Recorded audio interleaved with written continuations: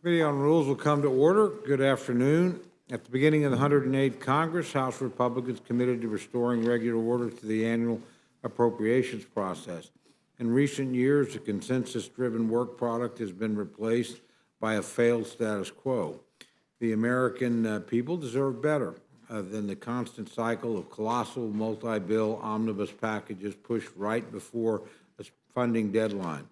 Dysfunction is further permeated by a lack of committee process, limited amendments, and the inability of members to debate and revise legislation. Such a limited appropriations process is unbecoming of the House of Representatives. It's resulted in wasteful spending and prevented members from offering their own ideas for inclusion. The People's House is confronting this challenge. For fiscal year 2024, Republicans have committed to bringing all 12 appropriations bills to the floor on an individual basis. This is a more inclusive process, one that ensures that members and their constituents will have their voices heard. Of course, as we've seen, this process can be difficult. It's not easy to do the hard work of legislating this way, and it's not always fast. But it is the right thing to do, both for the House as an institution and for our constituents back home. In keeping with this commitment, today the Rules Committee is taking up two measures. The first I'll discuss is H.R. 4394, the Energy and Water Development and Related Agencies Appropriations Act for fiscal year 2024. H.R. 4394 is a strong bill that achieves the goals set for the 2024 appropriations process. It funds the Department of Energy and the Army Corps of Engineers for the coming year and provides an appropriate funding level for their respective activities.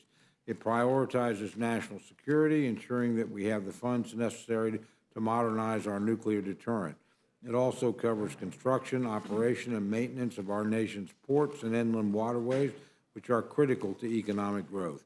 Finally, the bill rescinds wasteful spending contained in the Democrats' partisan spending spree from the 117th Congress, ensuring those funds can be repurposed where they are needed most.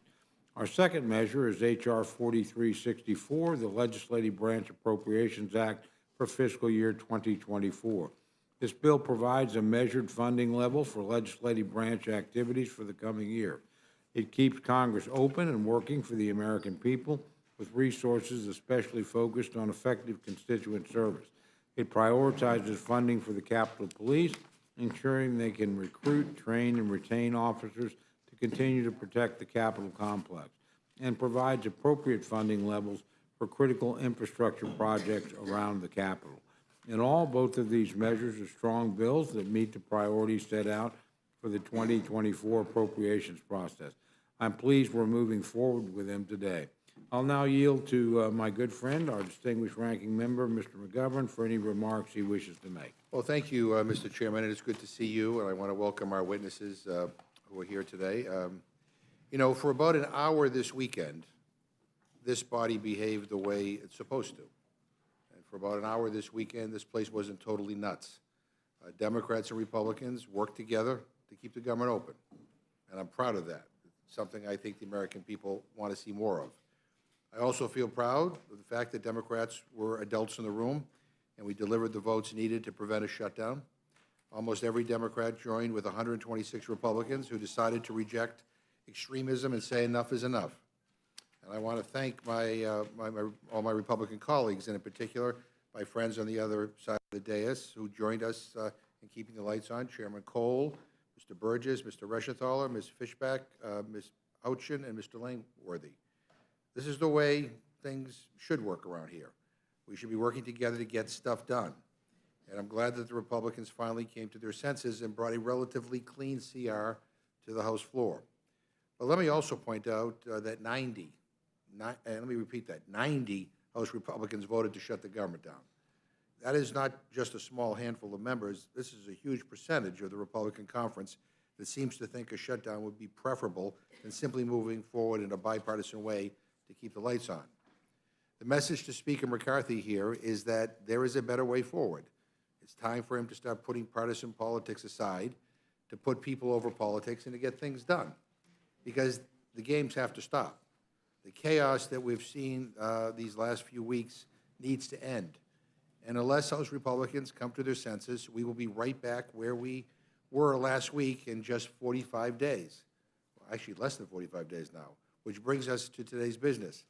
Unfortunately, it seems that we're back to business as usual, and Republicans have not learned a lesson coming out of Saturday.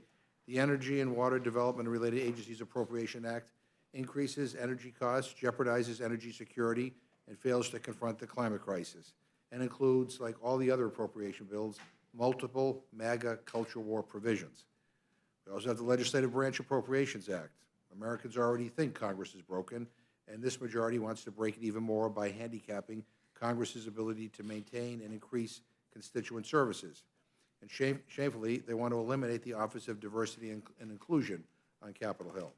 So to put it plainly, these bills are more of the same. And clearly, they're not going to pass the Senate in any way near the form that they are in leaving the House. So my question here is, what will be different in a month when we are trying to fund the government again? I guess I should give my friends credit. I was complaining about bringing extreme appropriations measures to this Rules Committee and to the House floor a day before the government was going to shut down. I thought we should have been working on preventing a shutdown. But at least you're bringing these bills to us not a day before, but 43 days before. So we have 43 days to get this out of our system here. The time to confer with the Senate on these bills was ages ago, especially since they're going to require a lot of work because we are so far off from where we need to be.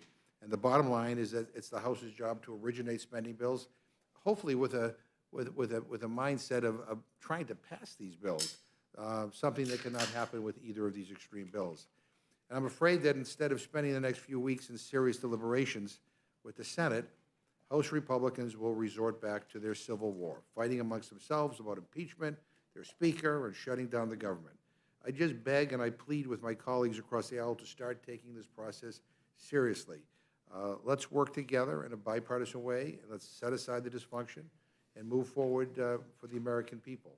I understand that we're going to continue going through these appropriation bills that are basically dead on arrival.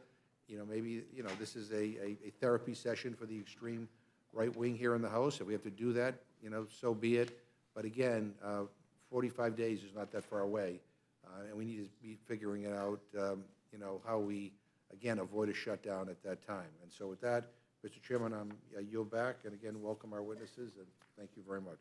Appreciate that. I would point out to my friend, the House has actually passed 4 bills across the floor, constituting about 70% of the funding. That's well ahead of the pace of the last Congress, which frankly didn't bring any bills across. But just by getting the defense bill itself, that's more money than my friends ever moved across by themselves in previous Congresses. They never able to do that. So actually, as chaotic as it may some days, and my friend's right, some days it is chaotic, we actually are moving further and faster than we did in the last Congress in dealing with individual pieces of legislation.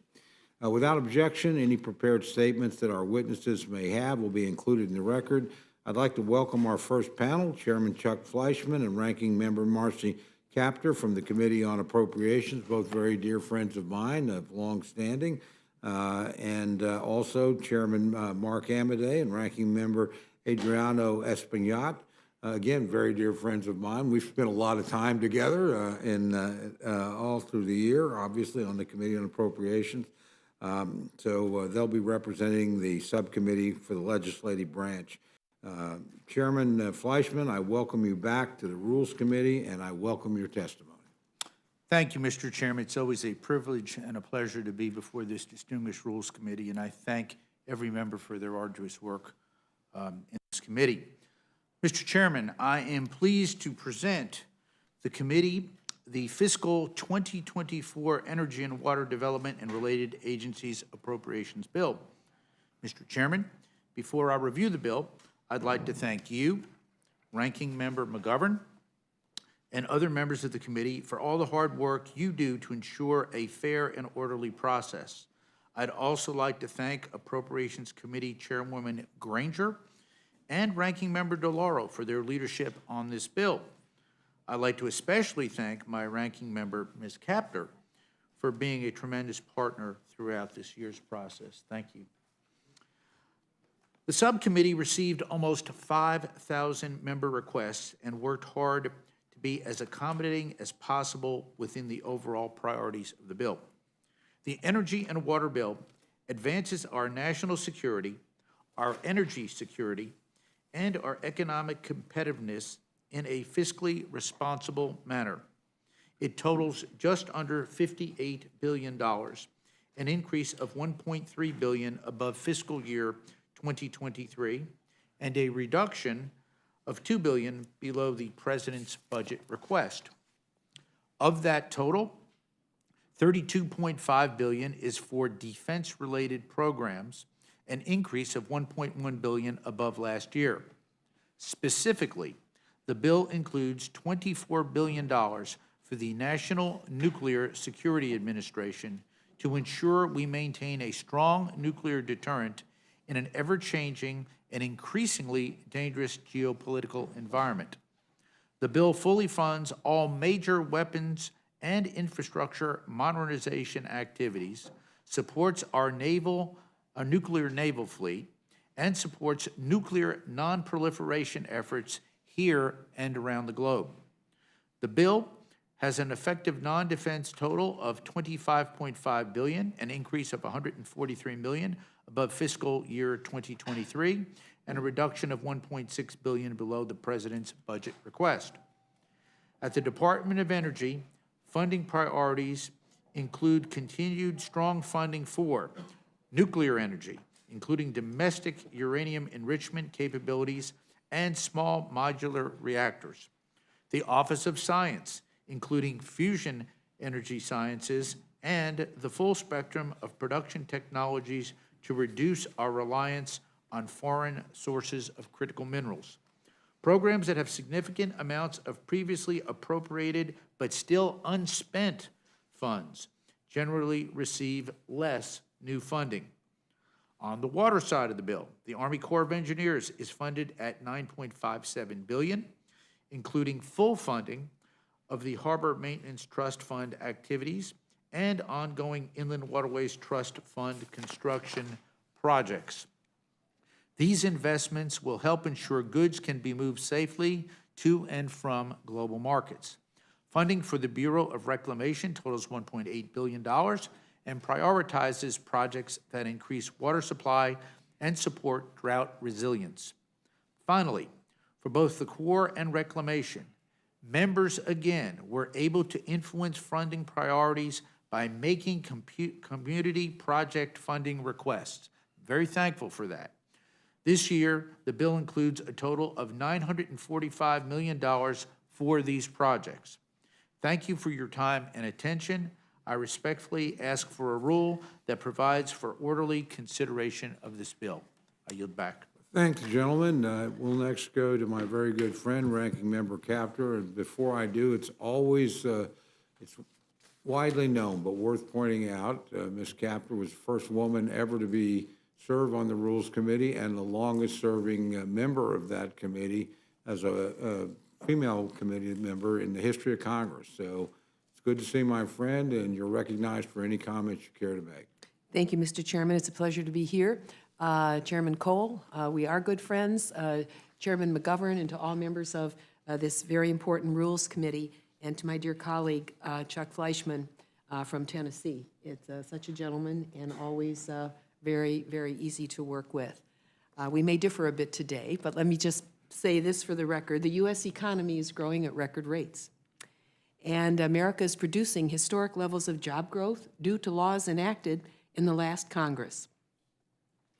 There's almost no community you can go to where you don't see earth-moving equipment and cranes everywhere.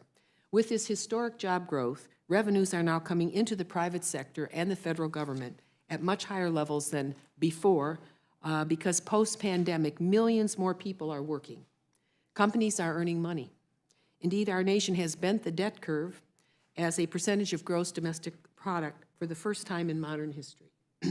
So dampening our nation's economic growth is not in our national interest, as we make progress to pay down our nation's accumulated debt. I haven't heard anybody else in Congress say that. My staff didn't want me to say it, but I'm putting that on the record today. Thus, unfortunately, I'm unable to concur with my able colleague, Chair Fleischman, on this appropriations bill. I prefer a more realistic energy and water allocation that invests in the critical energy and water needs of our nation, especially to grow our economy and to meet the public interest. Ask the citizens of Maui or the state of Washington or along the drought-stricken Mississippi and Louisiana corridor as salt water creeps north, or the flood victims in New York City. Retrenchment is not in the nation's interest. Energy and water security are national security. Yet the non-defense spending in this bill is $5.4 billion lower, that's 22% lower than last year's effective level. It repeals over $5 billion for critical energy programs from the Inflation Reduction Act that would have helped countless American families save money on their monthly energy bills while simultaneously creating thousands of jobs in new energy technologies. For energy and water needs, it is not an overstatement to say people in our nation live and die by decisions being made here in Congress. Since World War II, America has paid a terrible price for its unconscious slide into foreign dependency on imported energy. While we have made strides toward energy independence, after half a century of effort, we still haven't scored at the home plate of U.S. energy independence in perpetuity. News outlets are correctly reporting that Russia's unprovoked war on Ukraine is being waged on more than one front, including energy, through the manipulation of global oil and gas prices due to reserves Russia controls. Again, energy resources are intricately bound to the fate of liberty halfway around the world and here at home. Our nation has learned repeatedly the hard way that when gasoline prices top $4 a gallon, our economy is thrown into deep recession. We must remain resolute on domestic energy independence now, not 2 decades from now. Energy allows our private sector's ability to flourish with millions of living wage jobs in energy production and conservation. Meanwhile, imaginative technologies are being created by America's amazing inventors in new building materials, solar and electrified windows, biofuels, geothermal and thermal heat recovery, hydrogen fuel cells, fusion, advanced nuclear, wind and wave energy, to name only a few. Regarding our water responsibilities, new major engineering challenges lie before America. New York City has just been hit again with major flooding and record rainfall of over 8 inches following the devastation and flooded subways it endured during Hurricane Sandy. Our big cities are not prepared for these deluges of water, nor frankly are our farmers, as more field washouts occur every year at an increasing rate due to climate change. The U.S. Army Corps of Engineers and Bureau of Reclamation are needed now more than ever to handle regional approaches to new and massive water flows, whether it's down the Mississippi, in the Great Lakes, or the dry, irrigated West. There's an old expression, don't try to fool Mother Nature. I would say, don't ignore Mother Nature. This is one such moment in American history. Global population has now risen to over 8 billion people, and in our nation, it is predicted we will reach 400 million by 2050, if not before. Thus, we cannot pretend the impact of human activity on planet Earth is negligible. And so I must express that the Energy and Water Appropriations Bill before us is completely inadequate. It does not meet our country's needs in this new era of climate change, and we must robustly meet the needs of the future, not flounder in the past. In other areas of the bill, I continue to be troubled by the unsustainable spending in DOE's weapons programs and cuts to nuclear non-proliferation programs. Finally, the bill includes numerous controversial poison pill policy riders that sadly show extremist Republicans, not the majority of the Republicans, but extremist Republicans are not interested in bills that can gain bipartisan support and become law. With that, I'll close my remarks and express opposition to this bill. America can and must do better on the new age frontiers of energy and water. And I yield back and thank Thank the you very committee. much. We'll now go to my very good friend, the distinguished chairman of the Subcommittee on Legislative Branch, Mr. Amadei of Nevada, Chairman Amadei of Nevada. Thank you, Mr. Chairman, Mr. Ranking Member. It's a privilege to be here today to support the 2024 Legislative Branch bill to you. You know, it's an interesting time because the Leg Branch bill is what we do to ourselves. We don't refer to the president's budget. This is exclusively a home team affair in the decisions that we make for how we're going to govern ourselves in a spending sense. Realizing the context in which we come to the committee, the Leg Branch bill represents almost a 5% cut overall in spending, a 5% cut. Now, you've heard larger cuts, and you will hear larger cuts, but you say, well, 5 sounds a little small to me. Well, remember that the bill is basically broken down into 2 sections. Those agencies that we share with the Senate in terms of Congressional Budget Office, the GAO, all those sorts of things. And then there's about $2 billion of the 5 that is really us. Members' representation allowances, committee budgets, what we pay for employee matches in terms of all those folks that work for us. By the way, Capitol Police is one that's shared with the Senate as well. So when we look at how do we lead by example in this time of cutting, and how do we do it in a way recognizing that our job as one of 2 legislative outfits and the one down the street at the White House is, quite frankly, pretty high-speed affair these days. And so I'll just tell you flat out, members' representation allowances and committee allowances, which affect the majority and the minority, are level funded.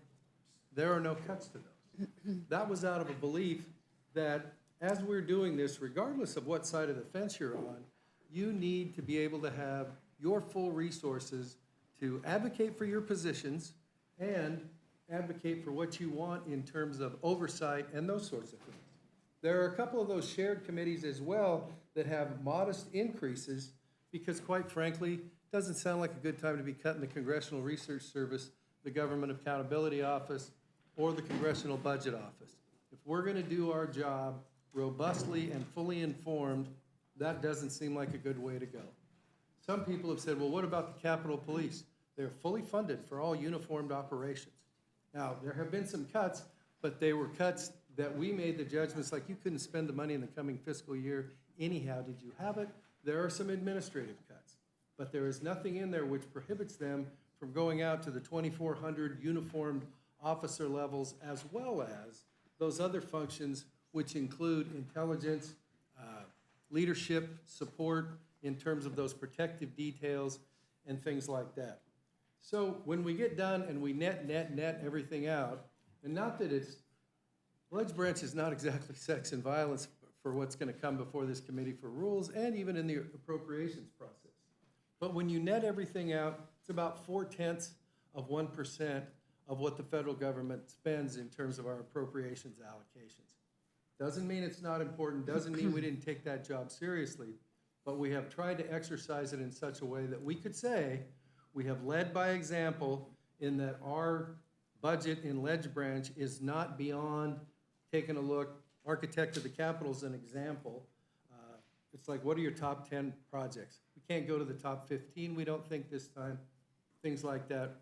But nonetheless, have held the line in terms of your ability, whether you're a member of the minority or the majority, to do your job with level funding for MRAs. And if your committee staffs that you rely on, majority or minority, still have the same funding as they had in last year's. We think that's an important signal to send to folks in the country about, well, are they going to be doing their job? Are they not going to be doing their job? Or are we going to try to tie one hand behind their back? The last thing I want to talk about, and then I'll be happy to stand for questions, is there's been some discussion of the Office of Diversity and Inclusion and how it was eliminated. I guess it depends on how you do elimination. The office had about a $6 million budget, and it was moved into the chief administrative officers. Its mission and its funding was moved in there. It was cut in half, and I won't go into some of the oversight issues that came up in terms of how the previous year's funding was spent. But by the way, it was created by rule, not in statute or anything along those lines. So if you say that that mission has been eliminated, I would respectfully disagree. It's under the Office of Talent and Development. If the committee wants more information on what their charge is under the CAO, happy, it's a very transparent thing, but the decision was made in this bill. We're not going to continue to let it go down the path it was, with the funding it was. And oh, by the way, that move also gets you some support, since there were what we thought were multiple different areas there where there was some duplication of services. So, mission was maintained, name was changed, still have about $1.5 million dedicated to that function under that name. Finally, I want to thank my ranking member, my fellow Juan Marichal fan, Mr. Espaillat. We both agree he was a heck of a left-handed pitcher, and nothing that this committee does is going to change my mind on that. And with that, I request your favorable consideration, and I look forward to your questions. Yield back. Thank you very much. And I'll go to another of my, one of my very good friends from the Appropriations Committee, Ranking Member Espaillat, the Legislative Branch. You're recognized for any comments you care to make. Thank you, Chairman Cole. I may add that Juan Marichal was a high-kicking right-handed pitcher. But good afternoon, Chairman Cole and Ranking Member McGovern. Thank you for having me today. This is my first time here before the Rules Committee, and I'm thankful for the opportunity to discuss H.R. 4364, the Legislative Branch Appropriations Act of 2024. The bill may be small, as was stated by Mr. Amadei, but it has an important role. Before I discuss the bill and its merits or lack thereof, let me take a moment to say hello to my colleagues from the great state of Nevada, Mr. Chairman Amadei, and to thank the staff on our side, Faye Cobb and Monica Garay and Raquel Spencer, as well as the majority staffers, Michelle Runshuttle and Jacqueline Ripke. These staffers work daily to ensure that the legislative branch has the resources it needs to support America and its people. The bill before us today includes $5.3 billion in discretionary appropriations to fund the Office of the House of Representatives and joint legislative branch items. This is a decrease of 4.7% from fiscal year 2023 enacted House levels and a 2.4% decrease in total allocations included in the Senate items. I agree with the chairman when he says that the bill ensures that Congress remains open and provides the resources for Congress to serve their constituents and conduct our oversight responsibilities. However, this bill could and should provide much more. The bill does provide funding for the United States Capitol Police and House Sergeant-at-Arms. However, in my opinion, this bill does not do enough to implement additional security enhancement, such as additional efforts to secure multiple district offices and programs that provide a more comprehensive view of the perimeter of the Capitol Hill complex to identify potential security threats more effectively.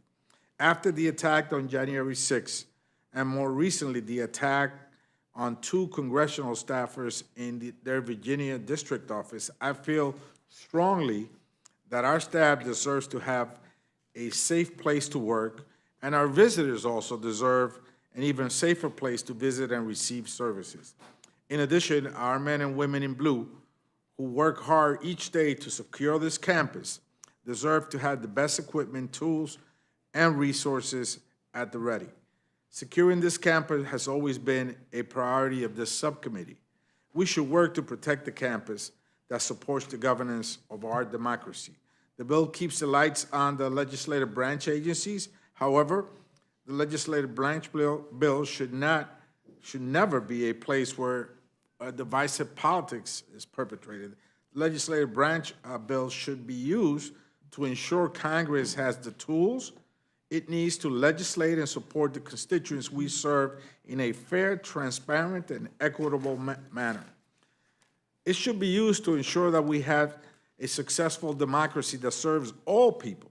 Instead, and unfortunately, this bill contains some very concerning messaging provisions that have no place within the legislative branch appropriations bill. This bill, just as with the other 12 appropriation bills, contains provisions that eliminate diversity, equity, and inclusion programs and allow for discrimination towards the LGBTQI plus community. The Republicans are obsessed with cutting federal funds and eliminating programs that help to grow and diversify our country. For example, this bill does not carry long-standing legislation that would allow legislative branch agencies to employ individuals with an employment authorization document under the Deferred Action for Childhood Arrivals DACA program. This bill eliminates funding for diversity, equity, and inclusion training and program implementation, including our House Office of Diversity and Inclusion. This House and the many agencies that make up the entire legislative branch of government should make every effort to be reflective and considerate of all people that exist in this great nation that we serve and the many districts members represent. This bill does nothing to facilitate House Resolution 1096, which extends the collective bargaining rights prescribed in the Congressional Accountability Act of 1995 to employees of the House of Representatives and restore these rights to congressional staffers. This bill removes a provision to eliminate or reduce plastic waste across the legislative branch of government, further contributing to the impacts of climate change. Mr. Chairman, when I took the role as a ranking member of this subcommittee, I was looking forward to working with my colleague Chairman Amadei in creating a bipartisan bill. Instead, this bill does not represent a collaboration between two parties. It includes provisions that are hurtful to many Americans, some of which are the staff that support this great institution. How can we bring this bill to the floor and work alongside the staff that this very bill will offend? I can't and don't agree with these divisive ideas. For that reason alone, Mr. Chairman, I cannot support it. Thanks again, Mr. Chairman, for this opportunity, and I yield back. I thank the gentleman. Of course, I've had the opportunity to listen to all four of you for many hours in the Appropriations Committee, so I'm going to defer questions and go to my good friend, distinguished Vice Chairman of the Rules Committee, Dr. Burgess, for any questions he may have. Thank you, Mr. Chairman, and I appreciate all our witnesses being here today. I do have to respond to some of Mr. McGovern's, the ranking member's observations at the start of this hearing. Yes, it is true that I voted in favor of the continuing resolution bill on Saturday. We have such a devastating problem on our southern border in this country. It is just an unbelievable crisis, and only now are other areas in the country waking up to just how dire the situation is in Texas. And my hope is that even this week, we're going to be able to get something moving to provide some help to those states that have been so affected by this massive influx of people who've come in without permission. I knew that during an appropriations lapse, it was going to be impossible to get anything done. That if I wanted increase in border security, that was going to have to come through the federal agencies, and keeping them open was the only rational alternative to take. But Mr. McGovern, before you wax too eloquent on how I've become reasonable in the last week, please don't let me disabuse you of that notion. I am not reasonable, but the only way to get the safety that this country, our citizens, demand and deserve was to keep the federal agencies open so we can deal with this crisis at the southern border. It's just as big a problem as any of the other disasters that we're dealing with in the country right now. All I said was thank you. Yeah, I'm gonna, again, let me disabuse you. I won't, I reclaim that. Yeah. Thank you, that's very helpful to me. If you can refer to me as a MAGA extremist, that would be helpful to me too at home. Mr. Fleischman, I appreciate all your work on this. I always appreciate the attention that you give to making certain that we have the domestically produced uranium that we need in this country to keep our nuclear fleet alive and functioning. One of the things you said in your testimony that actually got my attention was that there was, you minimized the increases to those departments that had unspent unobligated funds in their ledger. And that's kind of a novel concept for people who think that everything gets spent down to zero every year. There are, in fact, some parts of the Department of Energy that do still have unspent funds from prior appropriations. Is that not correct? That is absolutely correct, Dr. Burgess, and I'm so glad that you pointed that out. For my colleagues on both sides of the dais, there are literally billions of dollars in some of these accounts to which, if we are making cuts, these are accounts that we are perfectly fine with. These are programs, rather, that we're perfectly fine with, but they have not spent literally billions and billions of dollars. So they've got a backlog in dollars, and in tough fiscal times, we've had to make these decisions. So that's why we were actually able to be a little bit more parsimonious in those areas. Thank you. And let me just ask a general question. We've had, in Committee on Energy and Commerce, we've had some oversight hearings into the fiscal management of the agency, and that's where this concept of unspent, unobligated money came from several years ago in an oversight hearing that we had. But really, across the multitude of federal agencies, this is a significant sum of money, to the point that had we encountered an appropriations lapse on Saturday at midnight, it's not that the federal government was suddenly out of money. There, in fact, was significant money. But unfortunately, the president and the cabinet secretaries would be in charge of how the money was spent, and we couldn't trust them to spend the money in a way that would benefit the American people. In fact, they might be hurtful to the American people. Is that not correct? You're absolutely right. Again, Dr. Burgess, I, like you and many people on the dais, voted yes to keep the government open. A government shutdown at this point in time, I think, would have been very difficult for the border, for the American people, for our troops, and for a plethora of other issues. Having said that, I think you've been very astute and acute in pointing out the fact that the administration, in this case a Democratic administration, would have literally been in control of where to spend and not to spend. And again, I did not want to yield that authority to this administration at that time based on their past performance. So I and you and others, in our view, did protect the American people with that vote to keep the government open as we work in the next 45 days to get to a place where we can come up with a fiscally responsible package that passes hopefully all 12 House appropriation bills. Well, I thank all of our witnesses for being here today and for your thoughtful testimony.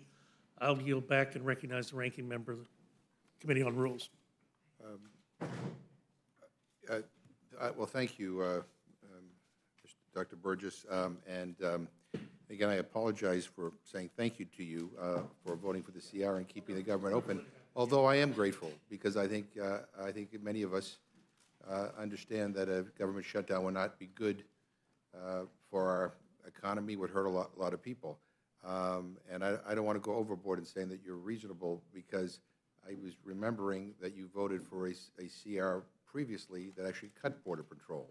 And then you voted for a Department of Homeland Security a bill that, once you passed it, you brought it to the floor in a way where it couldn't be sent to the Senate. It has to be held at the desk. So I'm glad that at least this CR passed so that our border agents can get paid, and that we didn't suspend that. But look, there are numerous policy issues that I take issue with in these bills. But I do want to just ask a question of Chairman Amodei and Chairman Fleischman. I mean, the last time I checked, Republicans are in charge of the House of Representatives. And I'm looking at when you marked up the bill in Appropriations Committee. I think the legislative branch bill was reported out on June 21st, and the Energy and Water bill was on, let me see, June 30th. Is that right? Yeah. So, like, what took so long? I mean, the committee did hearings, and subcommittee hearings, and markup, full committee markup, and you know, I'm just puzzled why we're here today and we're not here in July.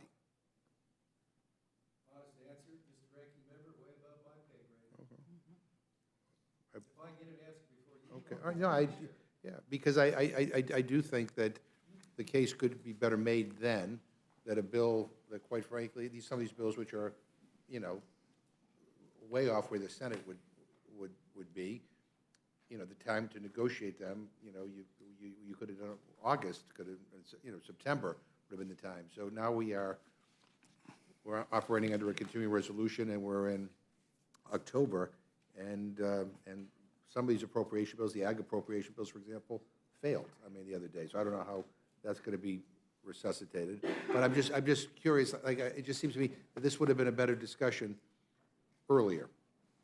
Well, the history is what it is, and usually, the ledge branch bill in the queue goes much closer to the beginning. Yeah, no, I think that's an Yeah, accurate no, statement yeah. of the history. Mr. Fleischman? I thank the ranking member for this question, and one of the things that I'm most thankful and proud of is to be a member of the Appropriations Committee. I will applaud the chair and the ranking member. Our meetings and our process, though not sometimes swift, has been exceedingly thorough. And if I may be specific, on the water side of our energy and water bill, we were very open and solicitous of community, congressional community projects, earmarks, from Democratic and Republican members. We received over 5,000 member requests on other issues throughout this process, and that's only one bill alone. And after having served on this committee for over a decade, in both the majority and the minority, it is a slow and arduous process, but it is a thorough process. And in comparison to our friends in the Senate year after year, I think the House has done a very laudable job in terms of getting its appropriations bills done. Let me just say, both gentlemen, you were swift. I mean, you got your work done. I mean, you didn't just mark this up 2 days ago, all right? I mean, we go back to June. So you did your work in the subcommittee and in full committee on time, on schedule, and, you know, and we may disagree with some of the things that are in these bills, but, I mean, you did it. I mean, so the excuse can't be that, oh, the Appropriations Committee just sent us this yesterday. I mean, your committee consideration was done in June. And I don't know what the answer is either. I'm not even sure some of these are, I mean, I don't know how controversial these bills are going to be on the floor. I'm assuming that you guys have the votes to pass them. I think. I don't. But I, then again, I assume that you'd have the votes to pass every rule that you brought to the floor. But I was misinformed.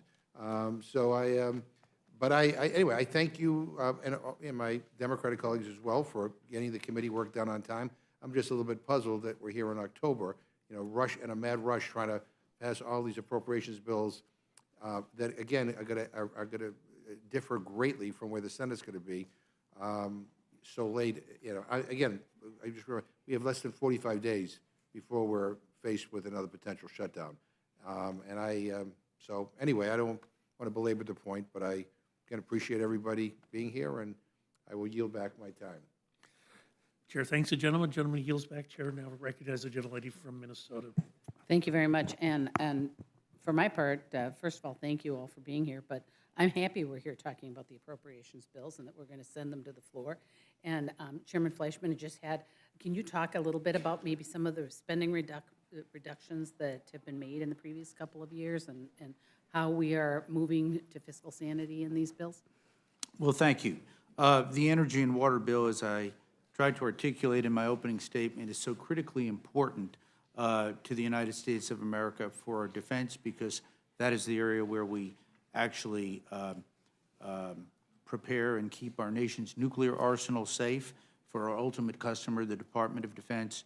But as we looked at these large accounts for some very laudable policies, EERE, for example, they have literally billions and billions of dollars in unspent dollars that they have yet to be able to spend. It's almost akin to going to a feast and literally being gorged. They can't spend any more money. So we have looked very carefully and meticulously, not only at EERE, but at other accounts on the non-defense side. Now, on the defense side, we have been robust in our funding because of the danger in this world, the need for domestic HALU and the like. But I will say this, we have not overspent there either. We get an allocation to 302B, as do the other subcommittees, but by and large, we have been in the past very, very careful, and we will continue to be very careful as we move forward and make the tough decisions in a very fiscally challenging environment. And so, Chairman, you moved some, you rescinded some funds, and you moved those into those important areas that you're talking about. That is correct. Okay, and I just want to say, I appreciate that you did the work and you looked at these, you looked at the programs, looked at where we could cut, and didn't just do it across the board. You really are sincere about finding out where we can save money and return to fiscal sanity, so I appreciate that. Chairman Amadei, you know, I know that you guys want transparency, and your subcommittee is really, really focused on that. But so I just want to give you the opportunity to talk a little bit about the bill and how in the bill you've boosted the transparency. Thank you, my colleague from Minnesota. First of all, it was absolutely by the T as in transparency book in terms of we did all the hearings that we were supposed to. We interviewed even down to the $200,000 and $400,000 line item account level things. So we knew even if it was something where you're like, well, it's 200,000, we don't, it's like we had everybody come in and go, what are you doing, blah, blah, blah. Put all that on the record in those hearings.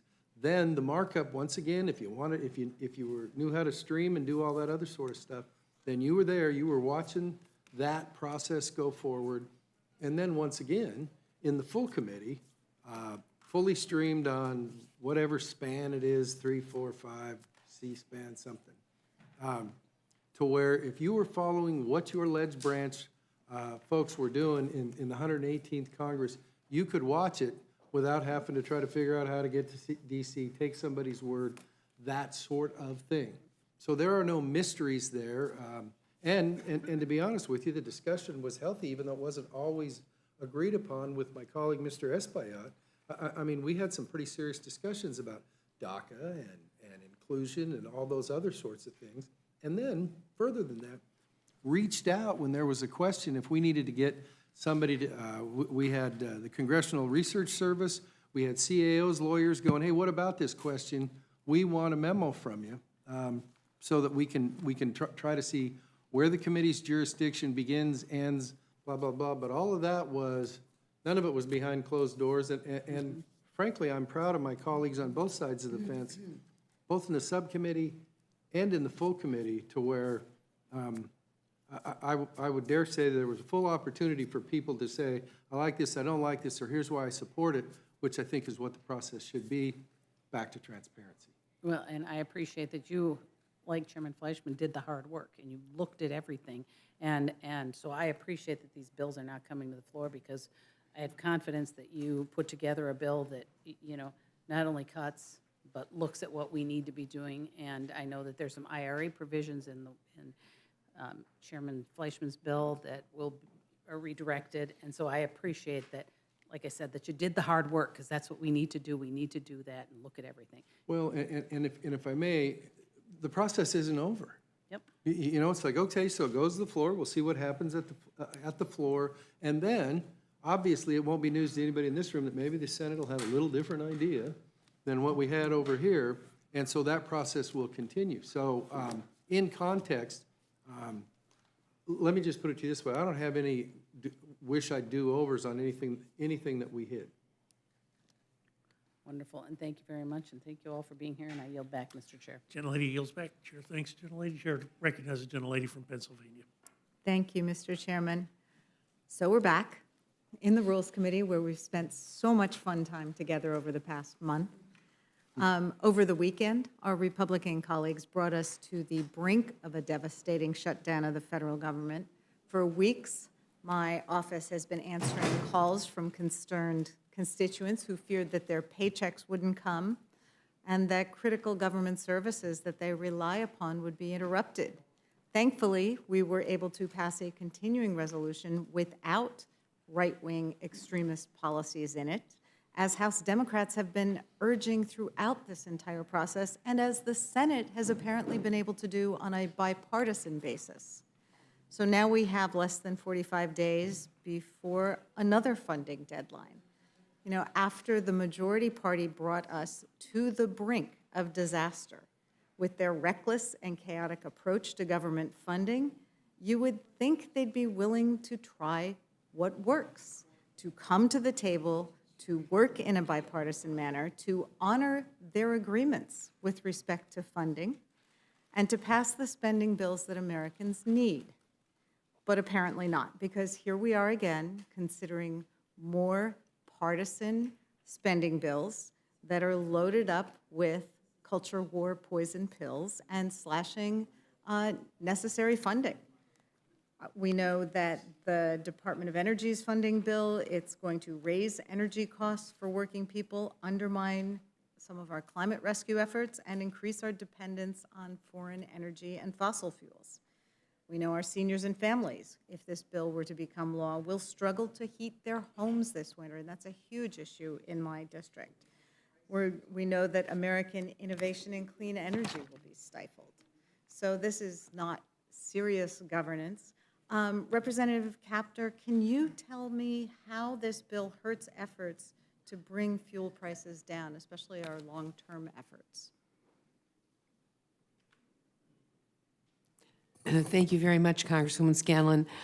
We have documentation we can provide to the record, but just to give you a few examples of that. Overall, many of the programs that invent the future or apply new technologies are cut anywhere between 15 and 40%, if you look at the different accounts, below what the president requested as well as current spending levels. So, for example, if you look at the area of bioenergy, we estimate that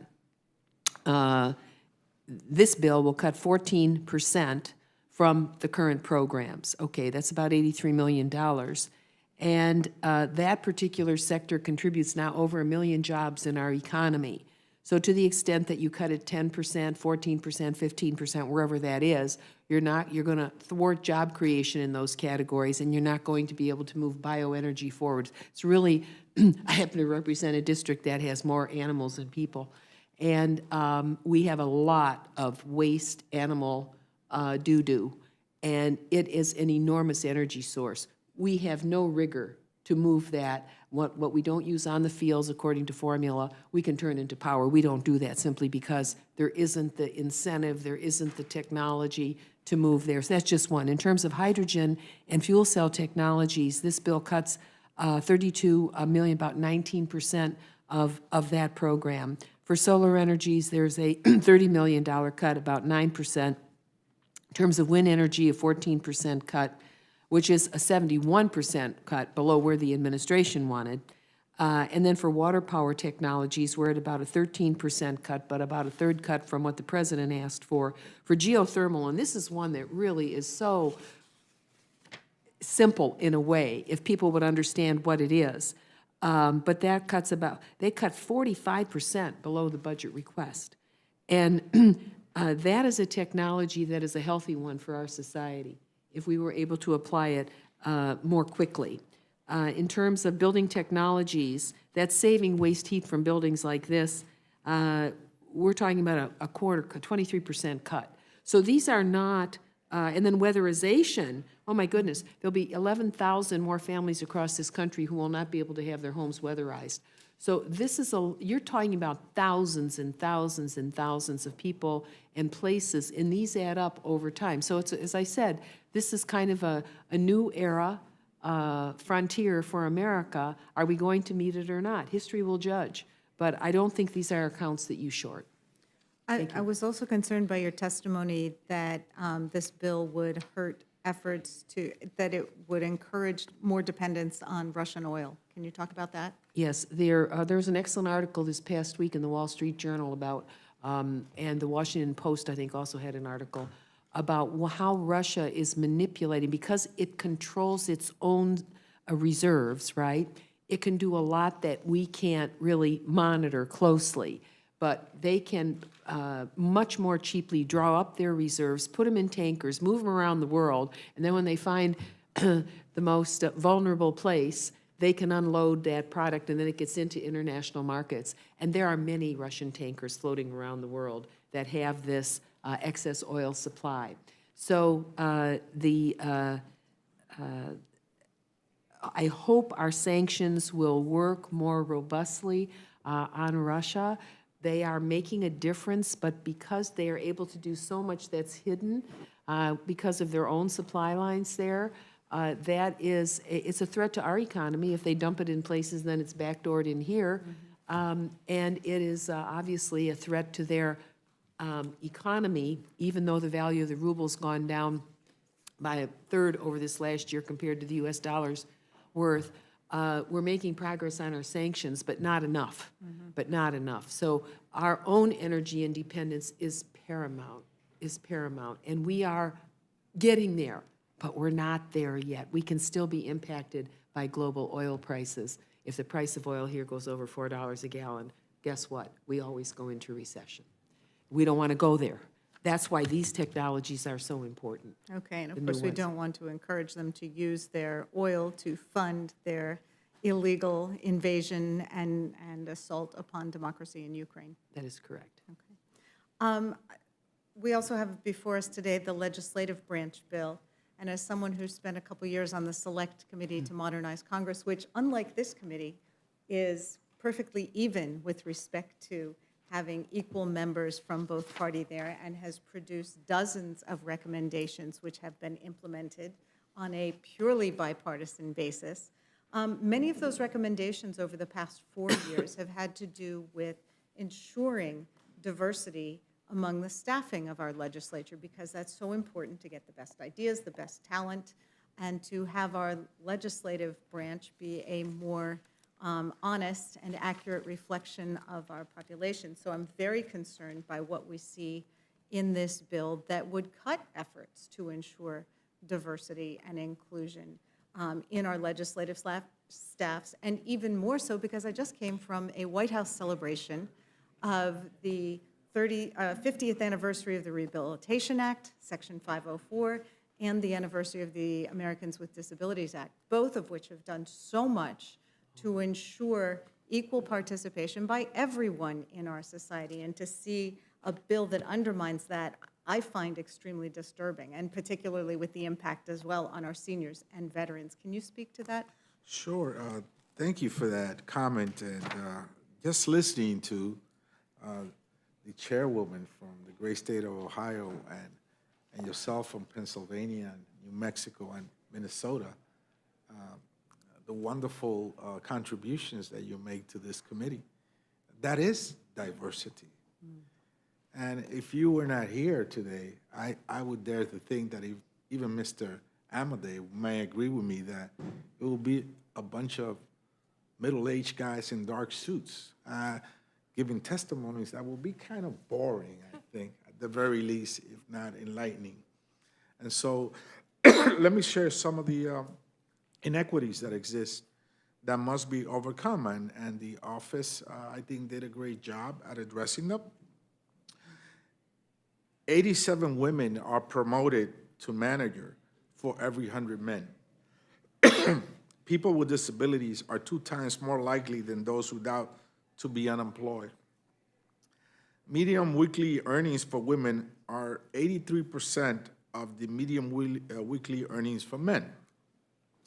Nearly half of the LGBTQTI workers have experienced some form of unfair treatment at work. But this is a good one. This is an important one. Inclusive teams are 35% more productive. Companies are 2.6 times more likely to retain their workforce when they employ a diverse and equitable staff, and measures are implemented in that area. So clearly, It's good for government, it's good for this discussion, obviously, and it's good for the nation. Yeah, and having come from a private business background, certainly the corporate world is way ahead of Congress in this respect, understanding the value of diversity and doing proactive measures to ensure it, because it's not only the right thing to do, it's good business. And I really, it really pains me to see Congress taking a step back with this bill. I yield back. Gentlelady yields back. Chair thanks the gentlelady. Chair recognizes the gentleman from New York, Mr. Langworthy. Thank you very much, Mr. Chairman. On December 28th, 2022, the Department of Energy announced new efficiency standards for distribution transformers. Under these new standards, DOE requires manufacturers to phase out the production of traditional grain-oriented steel distribution transformers. Now, over the past few years, supply chain disruptions have caused enormous lead times for the distribution transformers in my home state of New York and other states, often by more than 3 years. The Department of Energy's proposed rule will make these delays even worse. They will drive up the cost on utilities and put even further strain on the grid. Now, all of this is being done in the name of energy efficiency and curbing emissions and a greener tomorrow. Reports have shown that this new rule would have an impact on energy efficiency by a whopping amount of less than 1%. And so it goes. The Biden administration, through the levers of the regulatory state, is making life harder on Americans, jeopardizing our energy security, all for negligible improvements in efficiency and driving up costs for all consumers. Chairman Fleischman, can you once more touch on how H.R. 4394 will put a curb on these sorts of onerous new regulations? Yes, sir. And I thank the gentleman from New York for this inquiry. Gentleman from New York, I have worked with 3 administrations, 3 departments of energy, from Ernie Moniz through Rick Perry and now with Secretary Granholm. There are some areas of agreement, but there are some very strong areas of disagreement. This is a strong area of disagreement I have with this Department of Energy and this administration. You could not be more correct that we have got to address this issue. Despite the fact that we gave the Department of Energy the authority to make these rules, we have got not only to curb, but totally deter and defeat this endeavor on their part. This bill, our bill, is very strong and has several amendments, I might point out, to quell the Department of Energy from finalizing, implementing, administering, or enforcing these rules on distribution transformers, also gas stoves and washing machines. I just think the department has taken a step in the wrong direction, and I think this will hurt not only New York State if implemented, but the people of the United States. And I'm going to do all I can to continue to persuade the Department of Energy, both legislatively and with my oratory and my communications with the Secretary, to deter this action. Thank you very much, Chairman Fleischman. And, you know, there are people out there that say, oh, no, Congress isn't going to take away your appliances. But, you know, this is a constant fight. And I really salute the work that you've done in this bill, addressing some of these administrative overreaches through the rules-making process that are an assault on our traditional air conditioners and heaters and furnaces and cooking appliances. You know, I thank you, and I appreciate you once again expanding on these important wins in this bill. You know, my constituents are looking ahead to a winter that, again, could be very cold, very difficult for many people, particularly those on low and fixed incomes. Yet this administration is determined, through their increased efficiency standards, their rebate programs, and other regulatory carrot and stick pressures, to take perfectly reliable and affordable and efficient appliances and technology off of the market. The regulatory agenda being carried out at the Department of Energy right now is a death by 1,000 paper cut strategy that's leaving Americans like those in my district in rural New York upstate sincerely worried about how they're going to afford to heat their homes in the coming years. I really appreciate the work of my colleagues on the Appropriations Committee to put the brakes on the Biden administration's asinine energy policies, and I'm proud to yield back, Mr. Chairman. Chair thanks the gentleman. Gentleman yields back. Chair recognizes the gentlelady from New Mexico. Thank you so very much. You know, as we, well, let me start here. But as we talk about what is happening to our communities and those of our families who face high heating bills or high cooling bills, I think one of the things that we've not talked enough about is the idea that a high-efficiency electric home rebate program actually saves our families money, doesn't it? And I guess in Tennessee, Chairman, are you aware of the number, I'm sure you are, the number of families in Tennessee that could benefit from the program? I respectfully would say I don't know the specific number, but in the great state of Tennessee, we are privileged to be served with probably the lowest cost consumer energy in the country by the Tennessee Valley Authority, which has really led the nation in so many ways to benefit its consumers, not only through these proposals, but through its tremendous efficiency and looking forward in terms of new technologies, clean energies, traditional energies, nuclear energies. I would suggest that our friends in New Mexico and across the country could look to that as a model. Actually, Keeping we them- are. Yes. We really are. And Yes. I really do appreciate the idea that looking at the range of technologies that are available and to bring the cost of energy down, right? That's where we need to get to, is bring the cost of energy down. And Ranking Member, I loved your vision that you had of where we could be, because I think that's what's most exciting, is not, you know, worried about an attack on gas stoves. I mean, I don't think gas stoves have rights. I love my gas stove, but I want a better, more efficient one. But really, people, right? We need to avoid attacks on people and the family, and instead have a vision that is, you know, in some sense summarized by what's happening in Tennessee, of how they're looking forward to a vision of an energy future that does not have us dependent on Russia and what happens in the international markets, that does not have us dependent on China for their solar panels and what they might be doing. And that is, I think, a big concern, is what happens when we cede the territory to China for innovation. And that's part of what you were trying to warn us against. Is that correct, Ranking Member Capter? Yes, it surely was, and thank you so very much, Congresswoman Leger-Fernandez. I must use this moment to say to every member of Congress, if you have not visited the water wastewater treatment plant here in Washington, D.C., put it on your to-do list, because you will walk into the 21st century. You walk in, and it's like nothing you've ever seen before. And speak to a young engineer there named Saul Pinter, because believe it or not, technology has been installed in that plant, which is, any water wastewater treatment plant is the largest energy cost in any city for the municipal government, all right? And they have figured out how to draw up the wasted power in the sewers. Are you ready for this? The waste heat, because the effluent in the sewers is 45 degrees to 75 degrees all year long. And after 100 years, a genius figured out, hey, wait a minute, it's under every city in America. We can use this power. They figured out a way to do it cleanly. And you go to the DC water facility, they conduct wedding ceremonies in there. I walked in and I saw a stairwell. I said, what is this for?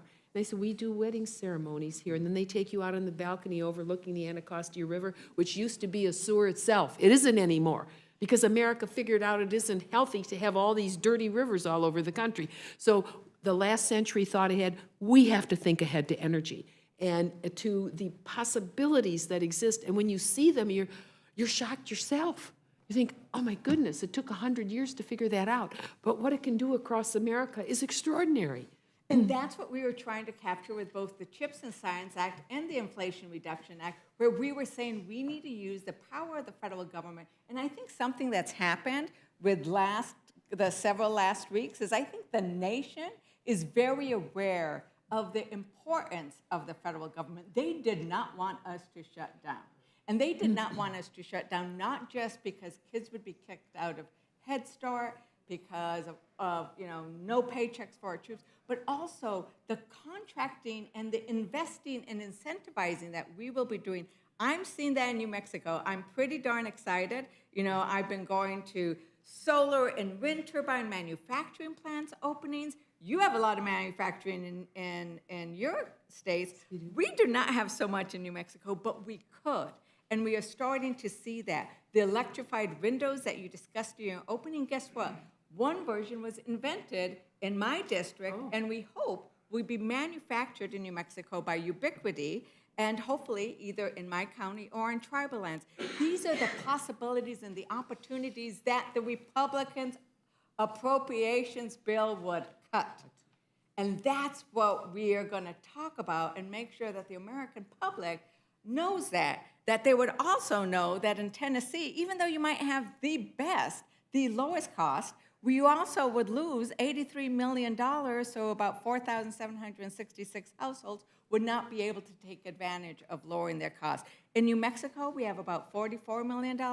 2,500 households could lower their costs, including in one of our districts that has some of the lowest energy costs because they left their old provider and said, we're going to use a lot of renewable energy. And they are the lowest energy costs of any others in my state. And it is this kind of innovation that we are looking at. One of the things that is really worrisome about these cuts is what it does to rural America. I see the bills that we passed last year as being bills with a vision for rural America that imagines that rural America isn't going to continue to fade and to lose population in places that we hold dear, that I hold dear because I come from a people of the land, that they're going to keep leaving, that we want them to stay. And I would assume that's the case in Tennessee, where you have all that beautiful land.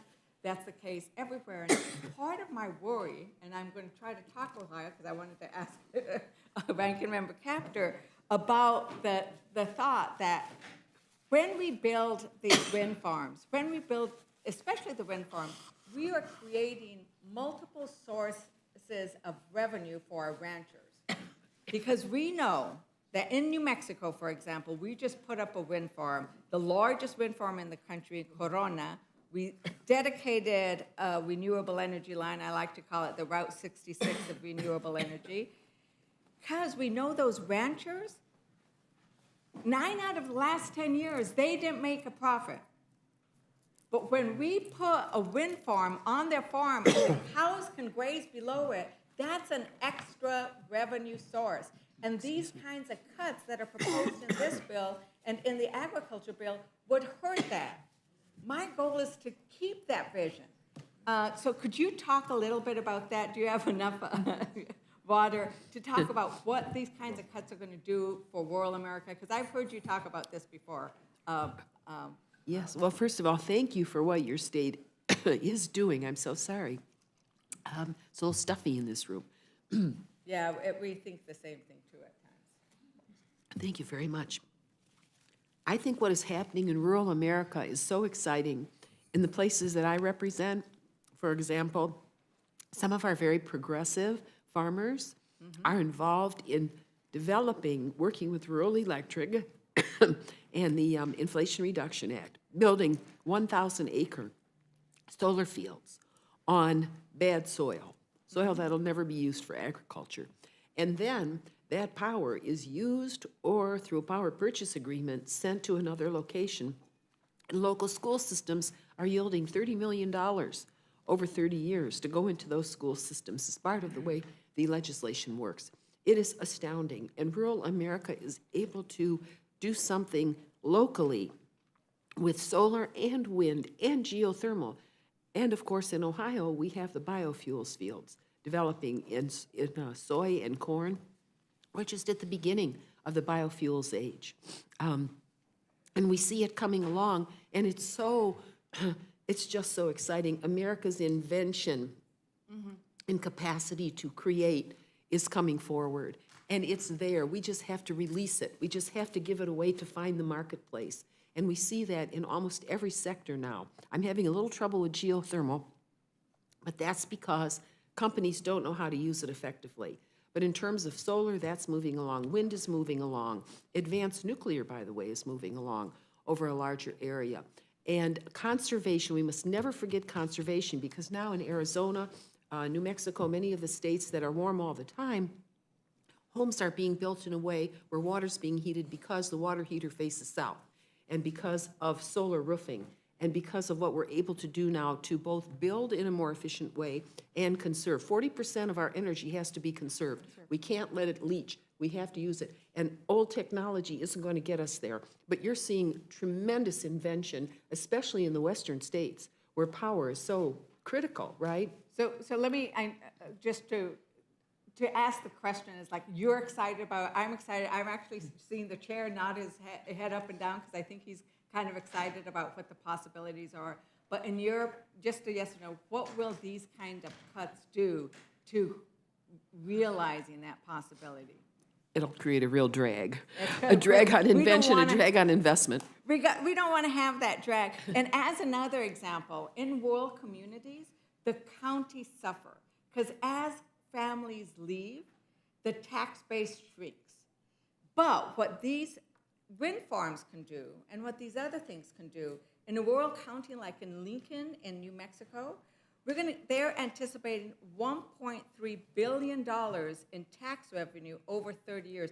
They have never, ever seen this kind of tax revenue before. I need to make sure we continue to invest in our rural communities, our rural counties, and our rural ranchers, and I know you want to say something, Chair.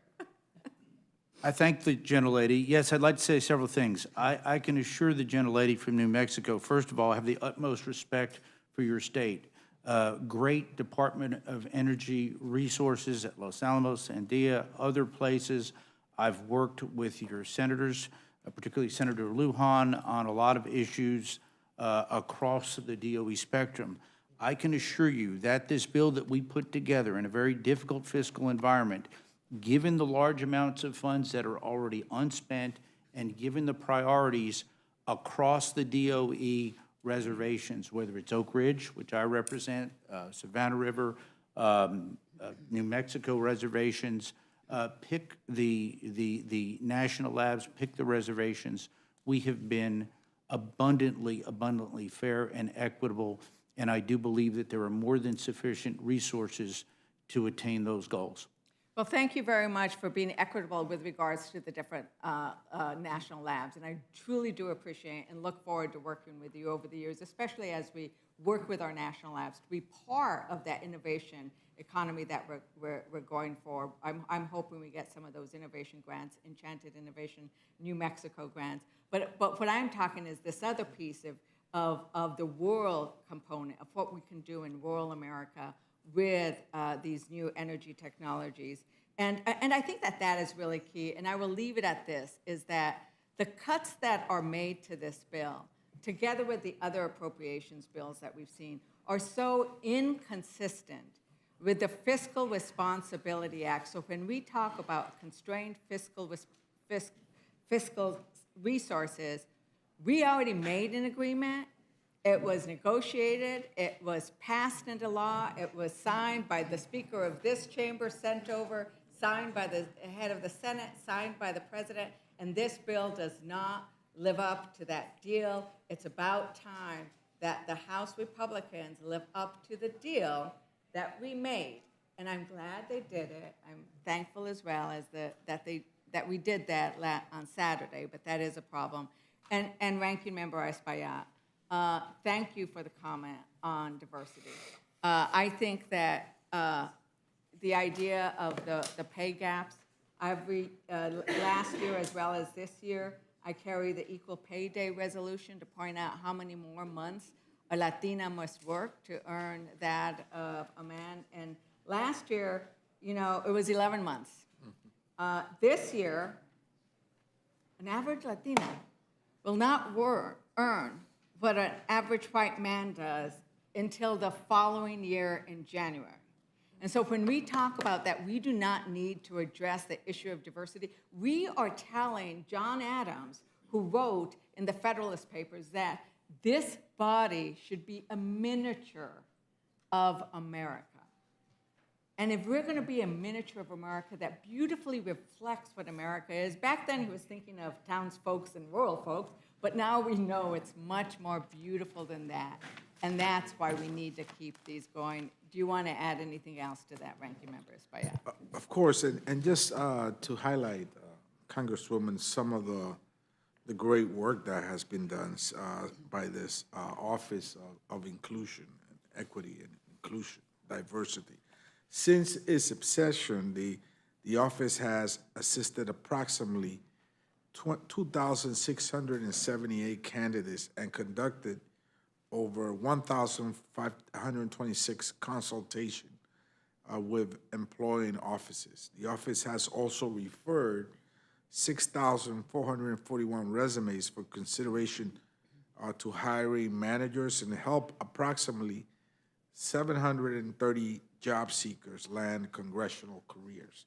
So this is the kind of work that this office has done, cutting it, dwarfing it, or moving it to another agency represents a compromise of his original mission, which, as you stated, is so important for the future of our nation. All right, so in honor of John Adams, we should just keep it where it is. And with that, Mr. Chair, I yield back. Gentlelady yields back. Chair thanks the gentlelady. Recognizes the gentleman from Pennsylvania. Thank you, Mr. Chairman. I'd like to yield to my good friend from Minnesota. Thank you, Mr.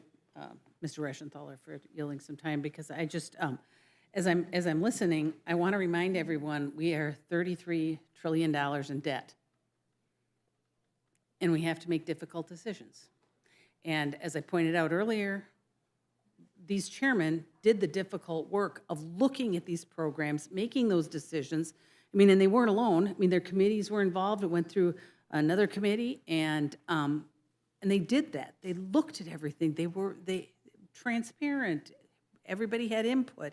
And so I'm concerned that we sit here and we forget about the $33 trillion of debt we have. Not everything. We have to make difficult decisions. And if this can't be cut, what can? I mean, you need to, instead of just saying, you can't cut this, you can't cut this, you can't cut this, you have to come up with alternatives. And saying, if there's something that's so sacred that it has to be preserved, then we need alternatives, because we can't continue the reckless spending. We can't continue. And we need to make the hard decisions and regain fiscal sanity in our budgeting. And so not everything is going to be 100% preserved. It just can't be. And so, like I said, if you're coming up with things that have to be preserved and you have to continue to spend the money on, then you have to come up with alternatives. Come up with alternatives of where we can save money. Because $33 trillion in debt is unsustainable. And so I appreciate what the two committees did, the chairman did, in making those tough decisions by looking at everything and examining everything. And with that, Mr. Chair, well, Mr. Reschenthaler, I yield back. The gentleman yields back. Chair thanks the gentleman. Are there any other members who have questions for this panel? If not, I'm going to thank you all for appearing before us today, and the witnesses are excused. Thank you.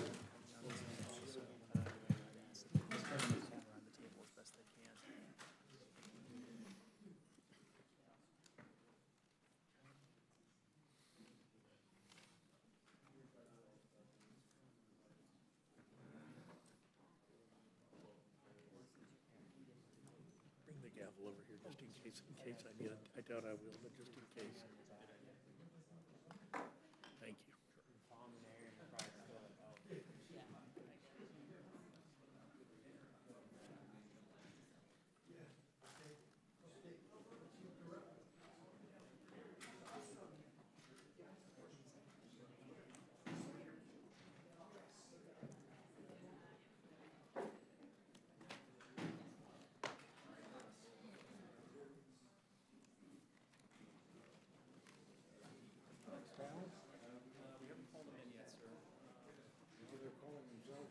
started to, yeah.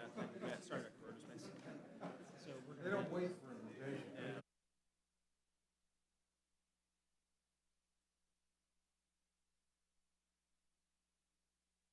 Yeah. thank you. Very good.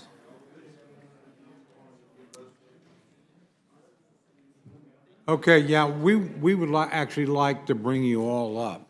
So I'd now like to invite the following: Mr. Lamborn, Mr. Griffith, Mr. Westerman, Mr. Molinaro, Mr. McCormick, Mr. Grothman, and Mr. Rosendale. And I know we've got you kind of crammed in there.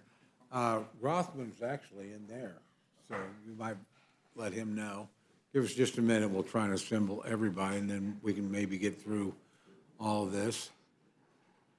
Come on up to the table. You bet. Just pull that chair in there. That's six. I think we've got one more to go. Grothman, I think he's right in the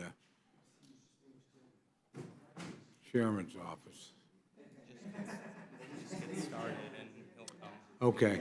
We're going to go ahead and start the testimony. So if we can, Mr. Lamborn, we'll start with you and we'll just move this way. That's all right. So, Okay, I'll just jump right in. Thank you, Mr. Chairman and distinguished members of the committee.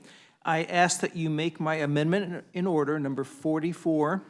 It will prohibit citizens of countries on the Department of Energy's sensitive countries list from entering any national security laboratory facility. And the reason I'm in front of you is that something happened last week that was of concern.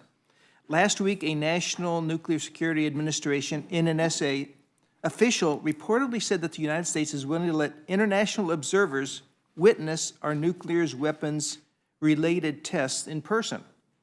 The goal allegedly being to encourage China and Russia to be more transparent about their own nuclear arsenals. Opening this door is a threat to our national security. We are seeing China grow its nuclear arsenal at unprecedented rates, Russia collude with North Korea to trade artillery for ballistic missile technology, and Iran achieve breakout capability in enriching weapons-grade uranium. There are a lot more threats we could talk about if we were in a classified setting. So now is not the time to give these nations access to our nuclear weapons tests. As chairman of the House Armed Services Strategic Forces Subcommittee, I have an obligation to ensure that our nation maintains a credible and effective nuclear deterrence. This gives our adversaries pause should they ever contemplate crossing the nuclear threshold. One major component of this effort is NNSA's program to maintain and enhance the safety, security, and effectiveness of our own nuclear weapons stockpile. These projects, including subcritical nuclear testing, are some of the most sensitive activities our government conducts. Inviting foreign nationals to encourage China and Russia to be more transparent with their nuclear ambitions is an exercise in naivety.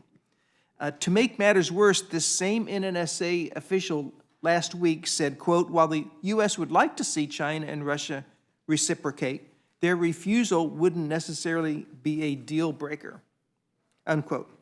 So I could go on and on about the threats that are out there, but opening the door for folks from these two countries or any of the countries on the sensitive countries list in to see our tests, especially when it's not being reciprocated, but in any case to come in and see our tests is just not the right time for that. There's a dangerous world out there that the threats are actually getting worse. So I don't want to stand by and see our nuclear deterrence be eroded, which I believe this would do. I ask that you make this amendment in order. It just says people can't come in who are nationals in these countries and watch our nuclear testing program in our national laboratories. Thank you very much. Chair now recognizes Mr. McCormick to address whatever amendments he cares to. Thank you, Mr. Chair. I want to start today by thanking Chairman Fleischman and Ranking Member Kaptur for crafting this bill. My amendment number 67 prevents the Army Corps of Engineers from closing campgrounds around Lake Lanier. My amendment will ensure that these campgrounds are open for my constituents and people from all over the country to enjoy the outdoors in Georgia's 6th District. Lake Lanier is the most visited lake of the 464 federally operated lakes in the United States, with well over 10 million visitors annually. and they're from all over the world. The Army Corps of Engineers runs the lake and the campgrounds and the parks surrounding it. Over the past summer, the Corps suggested they may close some of the campgrounds around the lake, citing a lack of appropriations and need for maintenance. Congress provided $8.31 billion in annual appropriations for 2003, which was 26% above the fiscal year 23 presidential budget request. Frankly, the Corps seems to have not properly budgeted for busy summer months, and the lack of funding is not the number one issue. It's actually just an excuse. The families of the Georgia Six, as well as all those who seek to visit Lake Lanier, should not have to bear the consequences of mismanagement of funds. The Army Corps must better focus on the needs of the community where it operates, and the more local control, the better. In today's day and age where people are hooked on their cell phones and electronics, it's more important than ever to protect our outdoors so that our constituents can touch grass and not a computer screen. In closing, Mr. Chairman, we need to protect access to the natural beauty of Lake Lanier, and my amendment will help keep doing that. Thank you for your time today, and I ask that the committee make in order McCormick Amendment number 67. Thank the gentleman. We now go next to Mr. Griffith from Virginia. Mr. Griffith, you're recognized to make whatever comments on any amendment you care to address. Well, I could address a lot, but I'm here today to talk about 119, which is my amendment. I'm just appreciative that you all are taking the time to hear us out. Now, this amendment is part of my efforts over the years to try to bring parity in between renewables and fossil fuels. And a lot of people say, well, why would you want to do that? We're not going to be using coal anymore. That's just not true. We have abundant coal resources in our country. We have metallurgical coal and thermal coal. Thermal coal clearly is on the downslide, but not one that we are ready to get rid of as we move to more renewables. And how do we know that? Well, an article appeared within the last few days. One came out this summer, and then one came out October 1st. And I would submit these for the record. Electric vehicle battery factory breathes new life into coal plant, and Panasonic plant will require so much power, Evergy will seek rate hike in Kansas. Now, here's the situation. Without objection. And I'll pass that down. Pass that down to the folks. And here's what happened. Panasonic is going to build a huge EV battery plant in Kansas. And to do so, they're going to need so much power that the power company there has extended the life of a coal-fired power plant that they had originally scheduled to eliminate, and they're going to expand it.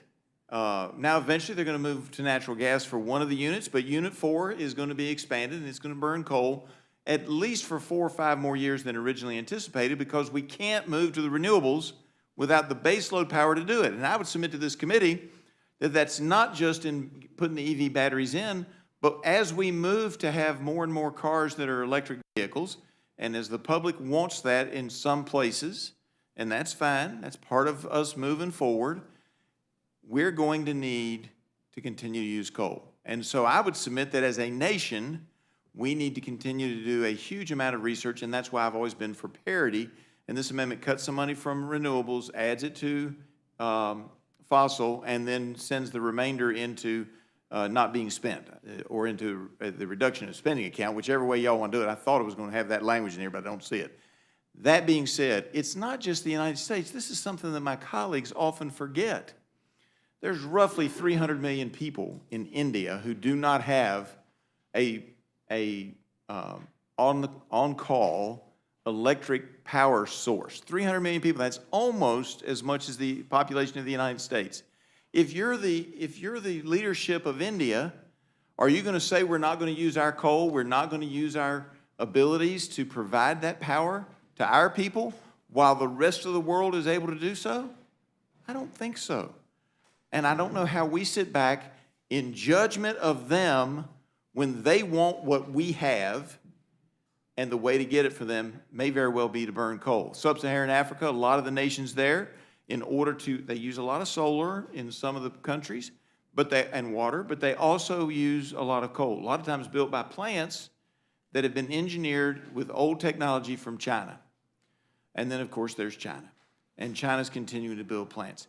If we invest the money in energy, in research on energy for fossil fuels, we can solve these problems for the world. We've already seen that in one experiment at Virginia Tech resulted in some technology that was then licensed to Indian steel manufacturers to make their own coal, which is not as good as ours, a little bit higher quality so they can burn it with a lower carbon footprint. That's the goal long term. We help our country, yes. We also export the technologies so that we can then have a cleaner world. And if you think, well, the rest of the world isn't going to affect the United States of America, let me disabuse you of that thought. Mr. Chairman, these studies are a little bit old now, but they're ones that I've always banked on because they're accurate. NASA did a study of what it takes, how long it takes for air to move from the middle of the Gobi Desert to the Chesapeake Bay of Virginia. It's 10 days. So when they're burning coal and they're not using the technologies we already have or the technologies we hope to discover by putting more money into research, that affects us. It affects our air. It affects the air in my district, which is a long, long way from China. Further, an old study, and the numbers may be a little off, but I think there's probably still pretty dramatic, a majority of the mercury in California came from Asia. Comes across the ocean. So we have an obligation, if we're going to spend this kind of money on research, we have an obligation to spend it not just on renewables, ladies and gentlemen, but we have an obligation to spend it on fossil fuels so that we can make the rest of the world safer to breathe air and make it safer for us to breathe air. And if we stick our heads in the sand and we continue to think that if we just do it here in the United States, it's going to solve all the problems, then we're mistaken. And we are adopting a self-centered approach which is not healthy for the world or healthy for us. That being said, I can go on about research projects in my district and other facilities where they've got flatbed filter processes that can take any substance you want out of any smokestack or any facility that's currently using this technology in chicken plants to pull ammonia out. And the technology can be used, originally was developed to be used for coal-fired power plants. So there's a lot of technology that's floating around out there that we are missing the boat on because we're not going to spend the money to do the research to help the world deal with fossil fuels going forward. And with that, I yield back. Thank you, gentlemen. Mr. Rosendale, you're recognized to speak on any amendments you care to address. Thank you very much, Chairman Cole, and I appreciate the committee being a little patient with me. I've got several amendments to introduce to you folks here this evening. I submitted 3 amendments to the fiscal year 2024 Legislative Branch Appropriations Act. My first amendment, number 11, would prohibit the use of funds made available by this act from being used to carry out the COVID-19 American History Project of the Library of Congress. Specifically, this bill appropriates $1.5 million for this project. The purpose of the COVID-19 American History Project is to collect, preserve, and make available to the public the oral histories of healthcare workers affected by the pandemic. Any fair project that documents COVID-19 must also focus on the harmful impacts of government-imposed lockdowns. Additionally, Congress never explicitly authorized the project. Instead, the project was created by the 2023 omnibus spending package that nearly all of my Republican colleagues voted against. According to the Congressional Budget Office report from April 23, authorizations of appropriations expired before the beginning of fiscal year 2023. The CBO also found that $510 billion in appropriations for 2023 was associated with 428 expired authorization of appropriations. We all have been talking about the unauthorized appropriations as of late. We're spending billions of dollars on projects that were never even authorized. And for those that are listening out there, that means the policy was never considered before a committee of jurisdiction. And we can't change policy through appropriation only. So why in the world would the fund of an authorized policy be appropriated? And this is a question that we all have been asking for quite some time. My second amendment would reduce the top line number of the Legislative Branch Appropriations Act by $453.4 million to go towards the spending reduction account. My amendment would still provide an increase over the fiscal year of the 2022 levels. My third amendment, number 13, would prohibit funds made available by this act to suspend guided tours of the United States Capitol for more than 7 consecutive days without a vote by the House of Representatives. The previous speaker closed the Capitol to the American people for over 2 years. During my first term, my constituents could not get tours of the Capitol building except under very limited circumstances. My office routinely received calls from constituents who were very upset they could not tour the Capitol. The unnecessary closure disrupted vacations and school trips for people throughout the country. Republicans made it a priority to fully reopen the Capitol for the American people. Section 207 of this legislation prohibits funds from being used to eliminate or restrict guided tours of the Capitol. However, it does provide discretion to the Capitol Police Board to suspend tours temporarily by staff and interns for security-related reasons. The legislation does not define temporarily. I understand that there might be security reasons that would lead to a temporary closure. However, I believe if the Capitol Police Board or architect of the Capitol wants to restrict tours for our constituents, then Congress should authorize the restrictions.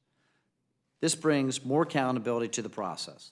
The Capitol belongs to the American people, and their elected representatives should oversee determining when the Capitol is open.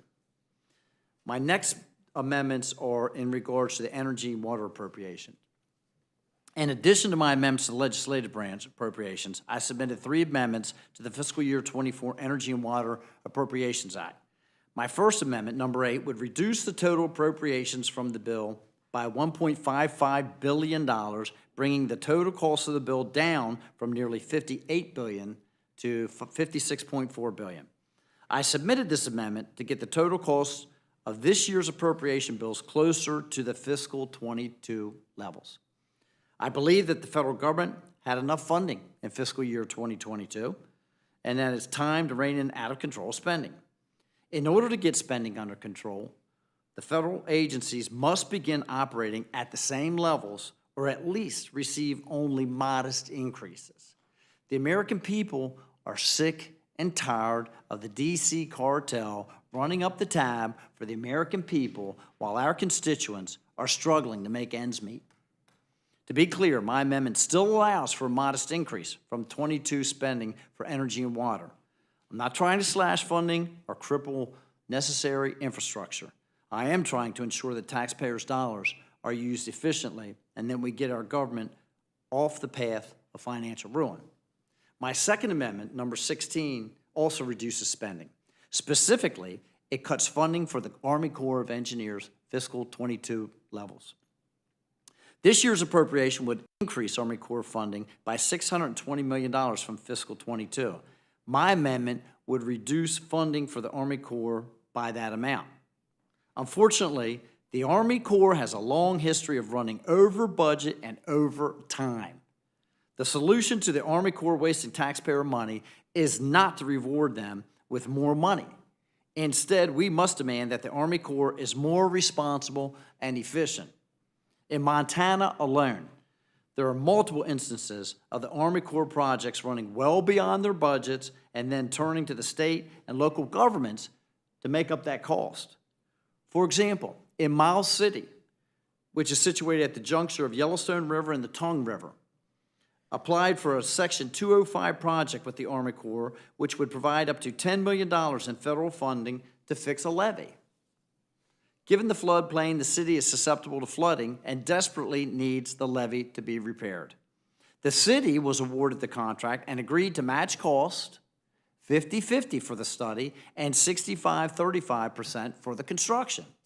However, the Army Corps has repeatedly failed to meet project timelines and cost, and now the projected cost of the project is up to $100 million, tenfold what they originally had anticipated. Not only are the people of Miles City paying exorbitant amounts for flood insurance, now they're expected to foot that bill for the increase. The Army Corps claims they have to move the project into another investigation and that they couldn't foresee the project costing nearly 10 times the initial budget. To me, that sounds like the Army Corps of Engineers was happy to spend taxpayer money conducting studies, and now they don't want to hold up their end of the bargain. Meanwhile, and a similar story is unfolding at the Lower Yellowstone Irrigation Project and fish bypass structure, which had repairs necessary before the Corps of Engineers even held their ribbon-cutting ceremony. As projects become more expensive and take longer, the Corps of Engineers seeks to shift these costs off to Montanans. I could go on with examples of the Corps' mismanagement, but I think my point is clear. We cannot increase funding to an agency that have proven themselves to be wasteful. It's time for the Corps of Engineers to learn that they no longer get rewarded for failing to complete projects on time and on budget. My last amendment prohibits the Corps of Engineers from transferring the maintenance cost and control of the Lower Yellowstone Irrigation Project fish bypass. As I mentioned, the Corps of Engineers has shown a complete dereliction of duty by trying to transfer the cost and operation maintenance of the fish bypass channel, which is separate from the Lower Yellowstone Irrigation Project. The Army Corps is shifting operating costs that they agreed to take on to the farmers and ranchers who are already facing increased costs. The Lower Yellowstone Irrigation Project was created as part of the Newlands Reclamation Act, signed into law in 1902. The purpose of the Lower Yellowstone Irrigation Project is to divert water from the Yellowstone River to irrigators in eastern Montana and western North Dakota. Currently, the Lower Yellowstone Irrigation Project is a dependable irrigation water supply for approximately 58,000 acres of land in 4 irrigation districts across the Yellowstone River Valley. The Army Corps of Engineers proposed the fish bypass channel in Montana to address pallid sturgeon populations in the lower Missouri River because it was cheaper, not because they wanted to do a favor for farmers and ranchers in Montana. It was strictly a mitigation program, but now the repairs are required per the warranty obligations from the original work that failed because of poor planning and design. They want to wash their hands of this project and walk away, leaving 350 families and several small communities holding the bag or the debt, as it seems. This burden from lack of planning by the Corps of Engineers should only be transferred onto a third party at fault. The fish bypass channel is not physically or operationally connected to the diversion of the water for the Lower Yellowstone Irrigation Project. Moreover, it serves only to meet the Onerous Endangered Species Act requirements. It is not needed for irrigation purposes. The country decided to place the pallid sturgeon on the endangered species list, so the entire nation should bear the financial burden of this decision, not solely the 350 families from Montana. Thank you very much, Mr. Chair, for your time, and committee members. I yield back. Thank you very much. We'll now go to Mr. Molinaro. You're recognized to speak to any amendment you care to address.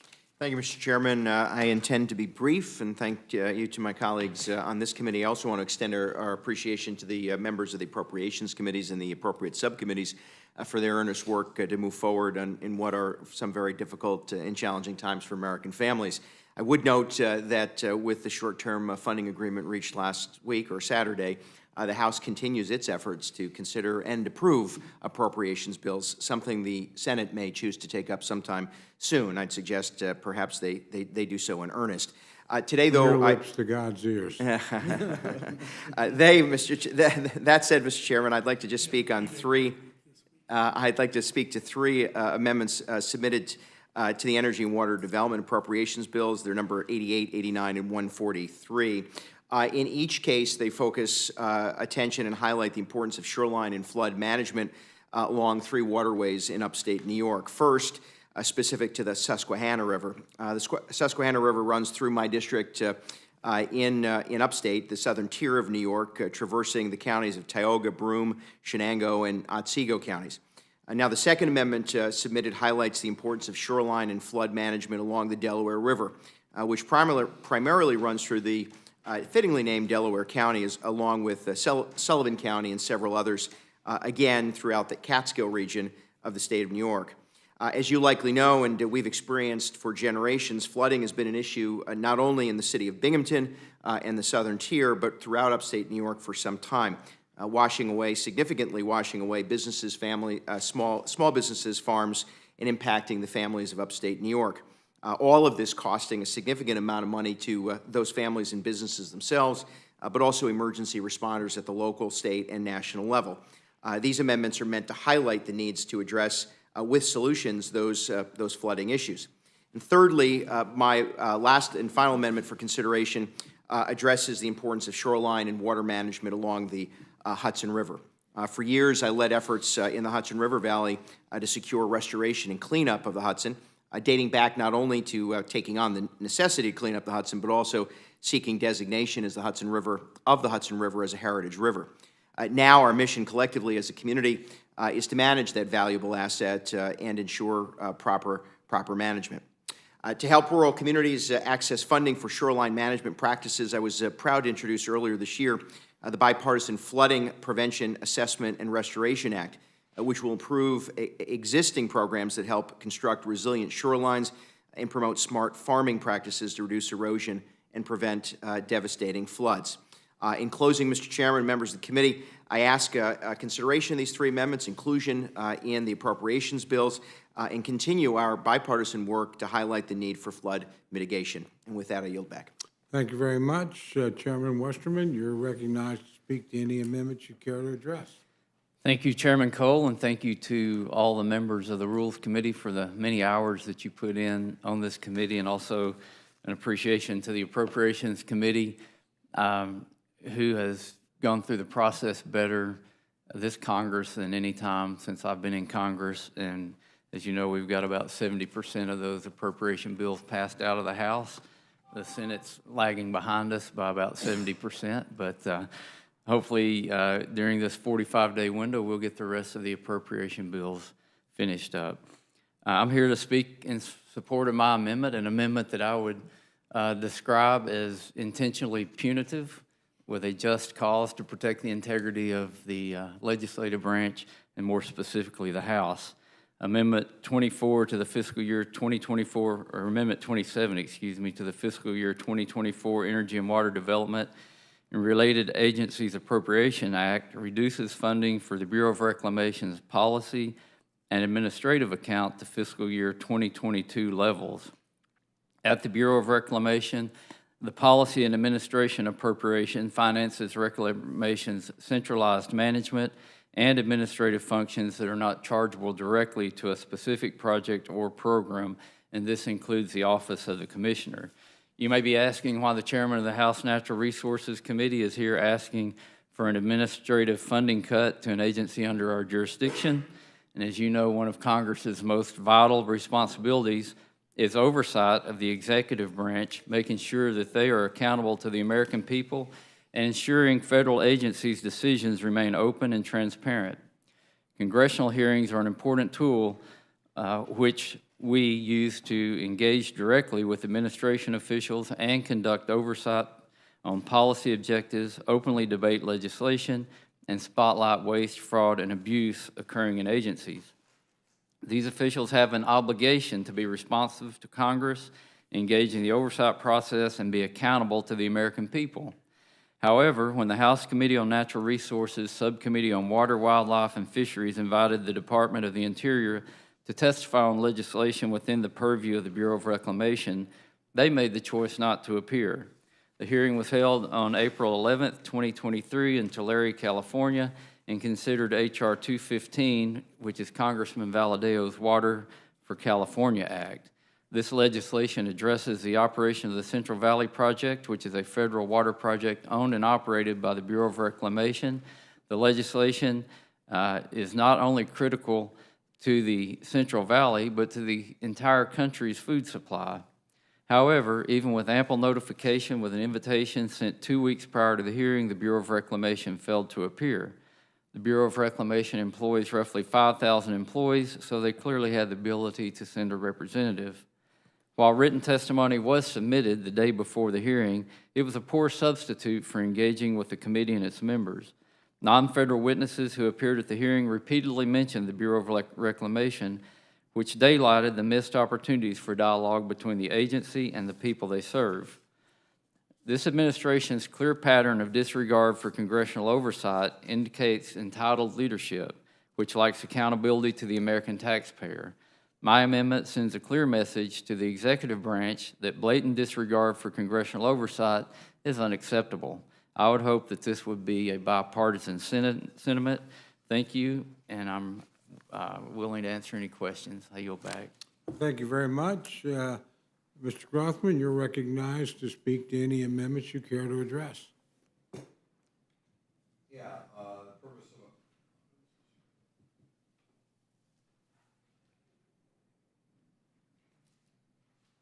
There we are. The purpose of my amendment is to get rid of the Office of Diversity and Inclusion in the U.S. House of Representatives. I see that whenever I walk around on the ground level of the Longworth building. First of all, the office is duplicative. I don't see anything that they do that isn't being done or can't be done by the chief administrative officer. But even more than that, these diversity offices, I think, send the wrong message to Americans. I think they're built on the premise that people's view of the world or who they are is based on who their ancestors are. And that's a dangerous way to go. I mean, our whole life we've been taught America's a melting pot, and now we're told that America is all these disparate groups who presumably are different and have different interests based upon where their ancestors are from, which is just preposterous. You know, a good percentage of Americans, if you ask them where their ancestors from, don't even know. Or they really have to stop and think, or maybe ask their parents or whatever.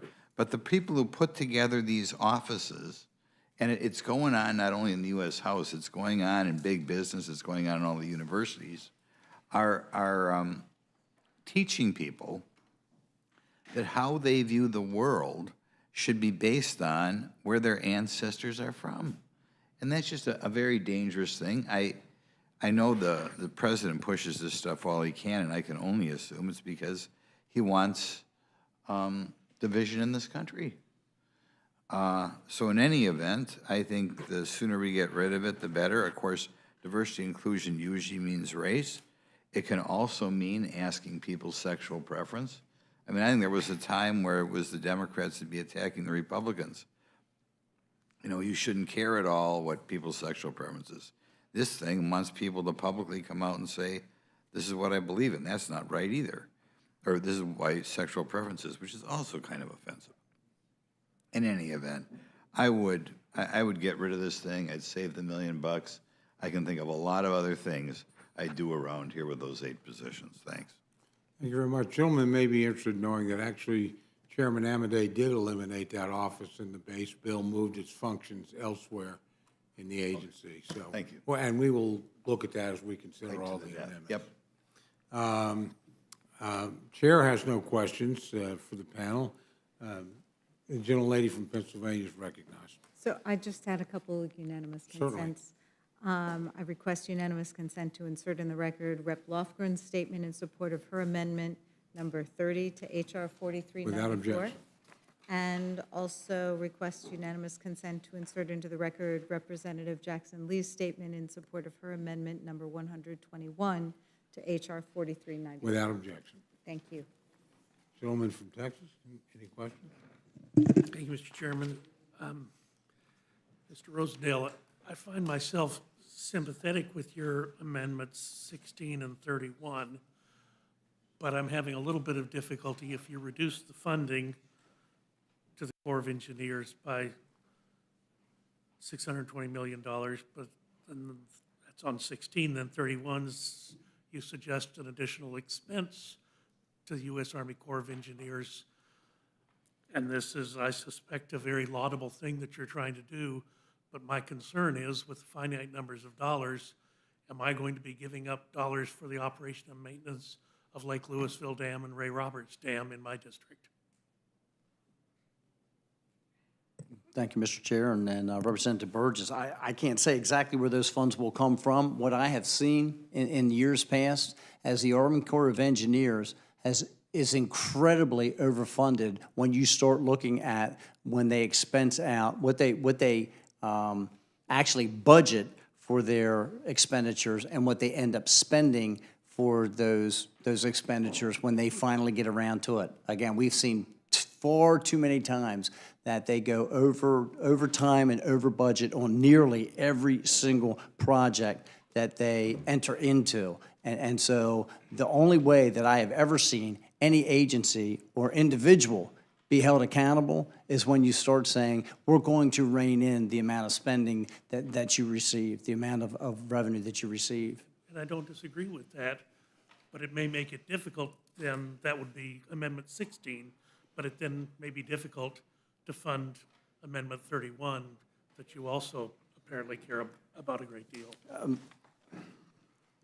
So Amendment 31, The fish bypass.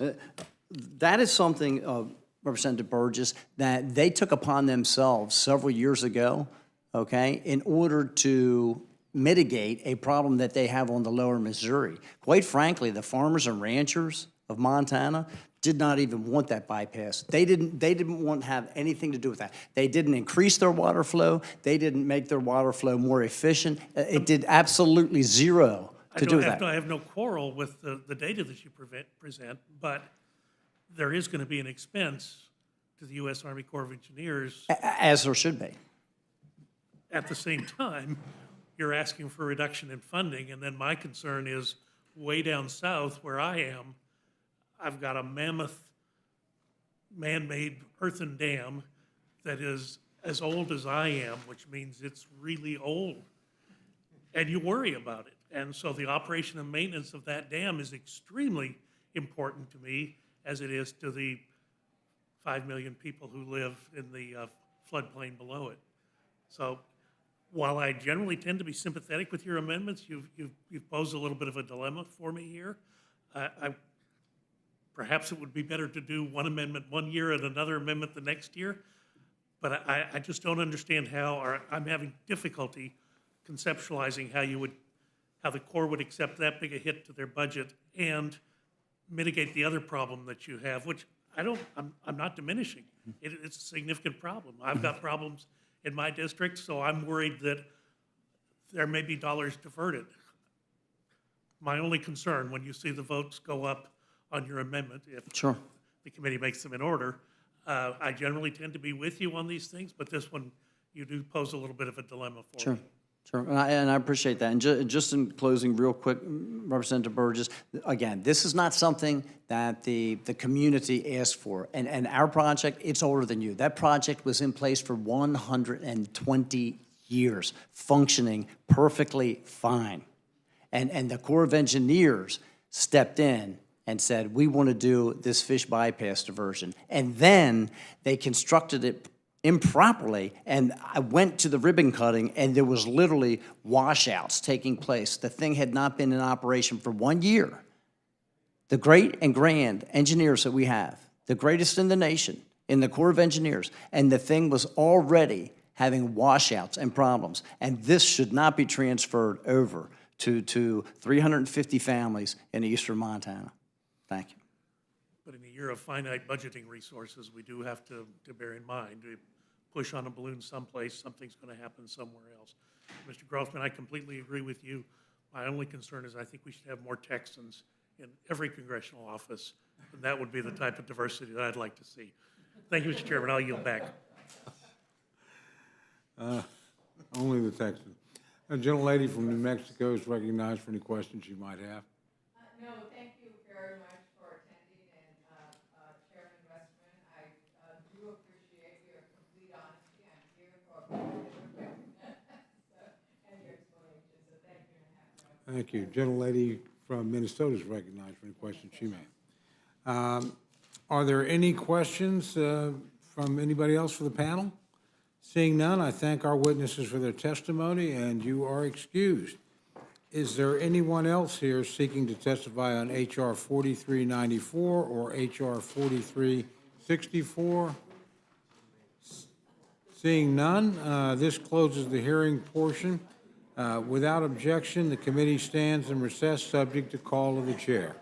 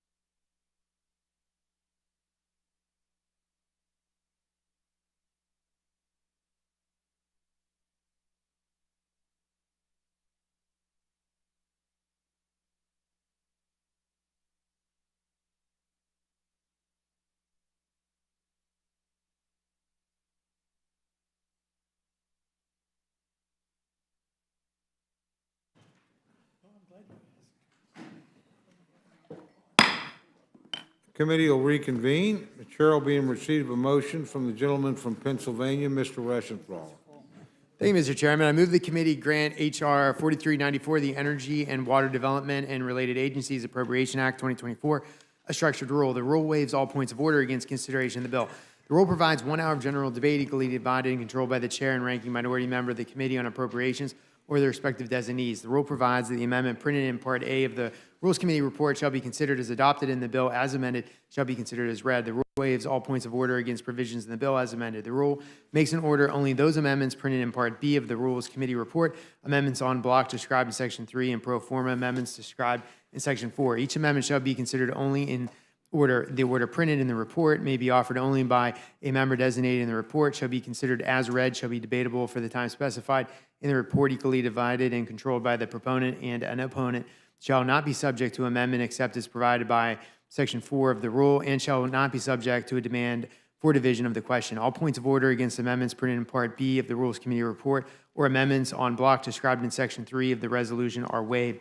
The rule provides that the chair of the Committee on Appropriations or her designee may offer amendments en bloc consisting amendments printed in Part B of the Rules Committee report not earlier disposed of. Amendments en bloc shall be considered as read, shall be debatable for 20 minutes, equally divided and controlled by the chair and ranking minority member of the Committee on Appropriations or their respective designees, shall not be subject to amendment except as provided by Section 4 of the rule, and shall not be subject to a demand for division of the question. The rule provides that the chair and ranking minority member on the Committee on Appropriations or their respective designees may offer up to 10 pro forma amendments, each at any point for the purpose of debate. The rule provides one motion to recommit. The rule further provides for consideration of H.R. 4364, the Legislative Branch Appropriations Act 2024, under a closed rule. The rule waives all points of order against consideration in the bill. The rule provides that the amendment printed in Part C of the Rules Committee report shall be considered as adopted and the bill as amended shall be considered as read. The rule waives all points of order against provisions in the bill as amended. The rule provides 1 hour of general debate equally divided and controlled by the chair and ranking minority member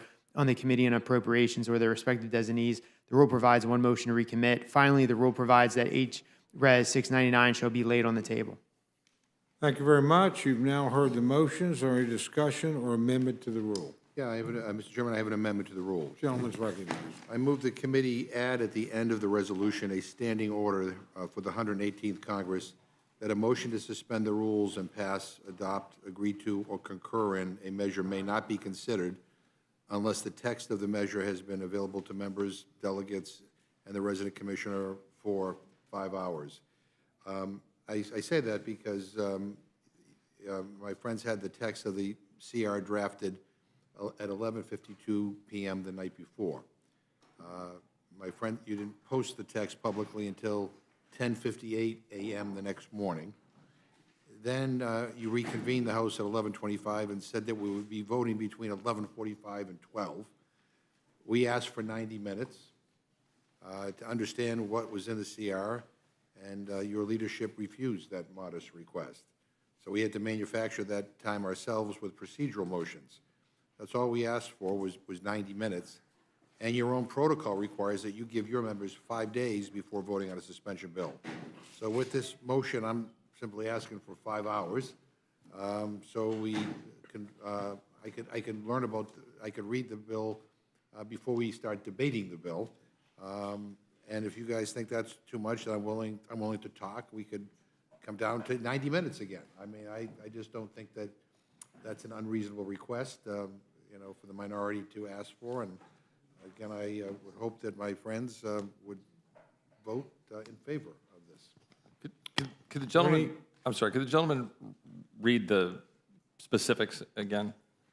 5 hours, I didn't get the details. Yeah, so this amendment we're asking for is that we have 5 hours. Want me to read the amendment again? Yeah. So we're saying, I move the committee add at the end of the resolution a standing order for the 118th Congress that a motion to suspend the rules and pass, adopt, agree to, or concur in a measure may not be considered until the text of such measure has been available to members, delegates, and the resident commissioner for 5 hours. This CR was drafted at 11:52. Would the gentleman yield? Yeah. So is there anything in the rules currently that addresses the amount of time available for a suspension I'm not questioning that one way or the other. Your protocols require that, In a Republican rules. yeah, well, yeah. So the Republican rules, Yeah. you're only, so you need 5 days, but we don't get anything. I get it. But the House I'm just- rules, yeah. to be clear, the House rules don't speak to suspensions and having, No, there's okay. no. But I mean. I'm not arguing, I'm Yeah, yeah, asking. Yeah. Yeah, but, yeah, and usually when it's suspensions, it is, it takes a little while, because everything's worked out ahead of time, because you need a supermajority to pass a suspension. And again, when we finally had the 90 minutes and read it, we were fine with it. But, in any event, always somebody says, we don't want to go through that again. And we would just like some guarantee that, you know, we're not going to be given something, you know, at 10:58 the next morning, and then be asked to vote on it, debate it and vote on it almost immediately. Again, it was, I think, 71 or 81 pages, but as you know, in an appropriations bill, you change a comma, it could make a huge difference. So that's all we're saying. It all worked out at the end, but we don't really want to go through this again. If the gentleman yield, I would just say I want to be supporting it on this rule package, and suspension of the rules means suspension of the rules. However, it's certainly not my favorite way for things to unfold, and I'd certainly be a voice for there being plenty of time to see rules like that in the future. But a suspension of the rules means suspension of the rules. Is why I prefer not to have very large bills done on suspension, but I yield back. Well, we did a suspension of the rules because I think my friends probably couldn't pass a rule. And the deal is that on something as significant as a continuing resolution, which is different than, you know, hats off to Teachers' Day, which oftentimes the bills that come out of suspension are, you know, are not terribly controversial or detailed. But I mean, I just, it's kind of, it's cringeworthy that this was brought to the floor in the manner it was, with no regard for anybody on the minority side to even have the time to look at it. I mean. Well, gentlemen, you know, the good news is for one of those evil no voters, I don't have to worry about what was in it in terms of the vote because I voted no, but I yield back. Yeah. Well, I mean, and we had one member vote no too, but I mean, it wasn't, I mean, but again, anyway, I'm just going to, I think this is a reasonable request, and I urge a yes vote on my amendment. Well, the gentleman makes a lot of good points, and it's something we're going to take under consideration, certainly, but, you know, and I don't want to get into who did what. When we've had these situations before where literally we were meeting in rules before we had written documents from my friend's side, but we all agree that's not the best way to proceed. And I will just tell the gentleman for the record, decision was made at the very last minute. It wasn't with the intent of trying to spring something on you at all. Literally, you know, I think we had one plan at the beginning of the meeting and another plan by the end, just listening to members.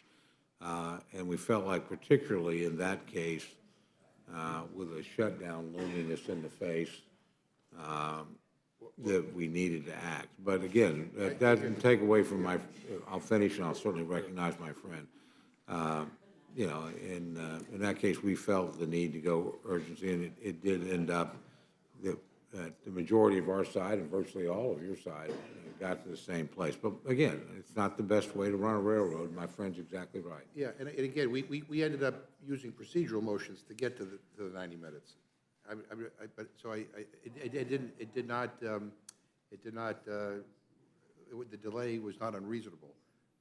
And certainly the Senate was able to act in time. So all I'm just simply saying is that we would like well, anyway, I know my friends are going to probably vote no on this, but I think we would like to Vote no, but again, the gentleman's points are fair and timely, and something we need to remember going forward. Is there any further discussion on the amendment? Hearing none, the questions on the amendment, all those in favor signify by saying aye. Aye. Those opposed say no. No.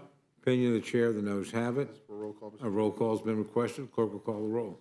Mr. Burgess. Burgess votes no. Mr. Burgess, no. Mr. Reschenthaler. No. Mr. Reschenthaler, no. Mrs. Fishbach. No. Mrs. Fishbach, no. Mr. Massey. No. Mr. Massey, no. Mr. Norman. No. Mr. Norman, no. Mr. Roy. Mr. Roy? No. Mrs. Houchin? Mrs. Houchin? No. Mr. Langworthy? No. Mr. Langworthy? No. Mr. McGovern? Aye. Mr. McGovern? Aye. Ms. Scanlon? Aye. Ms. Scanlon? Aye. Mr. Neguse? Aye. Mr. Neguse? Aye. Ms. Ledger Fernandez? Aye. Ms. Ledger Fernandez? Aye. Mr. Chairman? No. Mr. Chairman? No. Clerk will call the roll, or clerk will report the total. 4 yeas, 9 nays. Amendments not agreed to. There are additional amendments. The gentlelady from Pennsylvania is recognized. Mr. Chairman, I have an amendment to the rule. I move the committee make in order amendment number 57 to H.R. 4394, offered by Representative Sorensen, which strikes Section 607, which prohibits funding to take any discriminatory action against a person wholly or partially on the basis that such person speaks or acts in accordance with a sincerely held religious belief or moral conviction that marriage is or should be recognized as a union of only one man and one woman. This section creates a license for people and organizations, including those receiving taxpayer funds, to discriminate against LGBTQI+ people under the guise of religious liberty and prevents the federal government from adequately responding. Under this license to discriminate provision in the Energy and Water Appropriations Bill, Section 607, if a regional economic development commission like the Appalachian Regional Commission funded an organization that discriminates against same-sex couples, the regional commission wouldn't be able to terminate that grant. LGBTQI+ people deserve to live their lives free from discrimination, and taxpayers should never be required to fund their own discrimination. Freedom of religion is a fundamental American value protected by the First Amendment. This rider, however, seeks to turn religious freedom from a shield of protection to a sword to discriminate against others. So I would urge people to vote in favor of this amendment. Is there any further discussion on the amendment? Hearing none, the questions on the amendment, all those in favor signify by saying aye. Aye. Those opposed say no. No. Opinion of the chair, the noes have it. Roll call's been requested. Clerk will call the roll. Mr. Burgess? Mr. Burgess? No. Mr. Reschenthaler? Mr. Reschenthaler? No. Mrs. Fishbach? Mrs. Fishbach? No. Mr. Massey?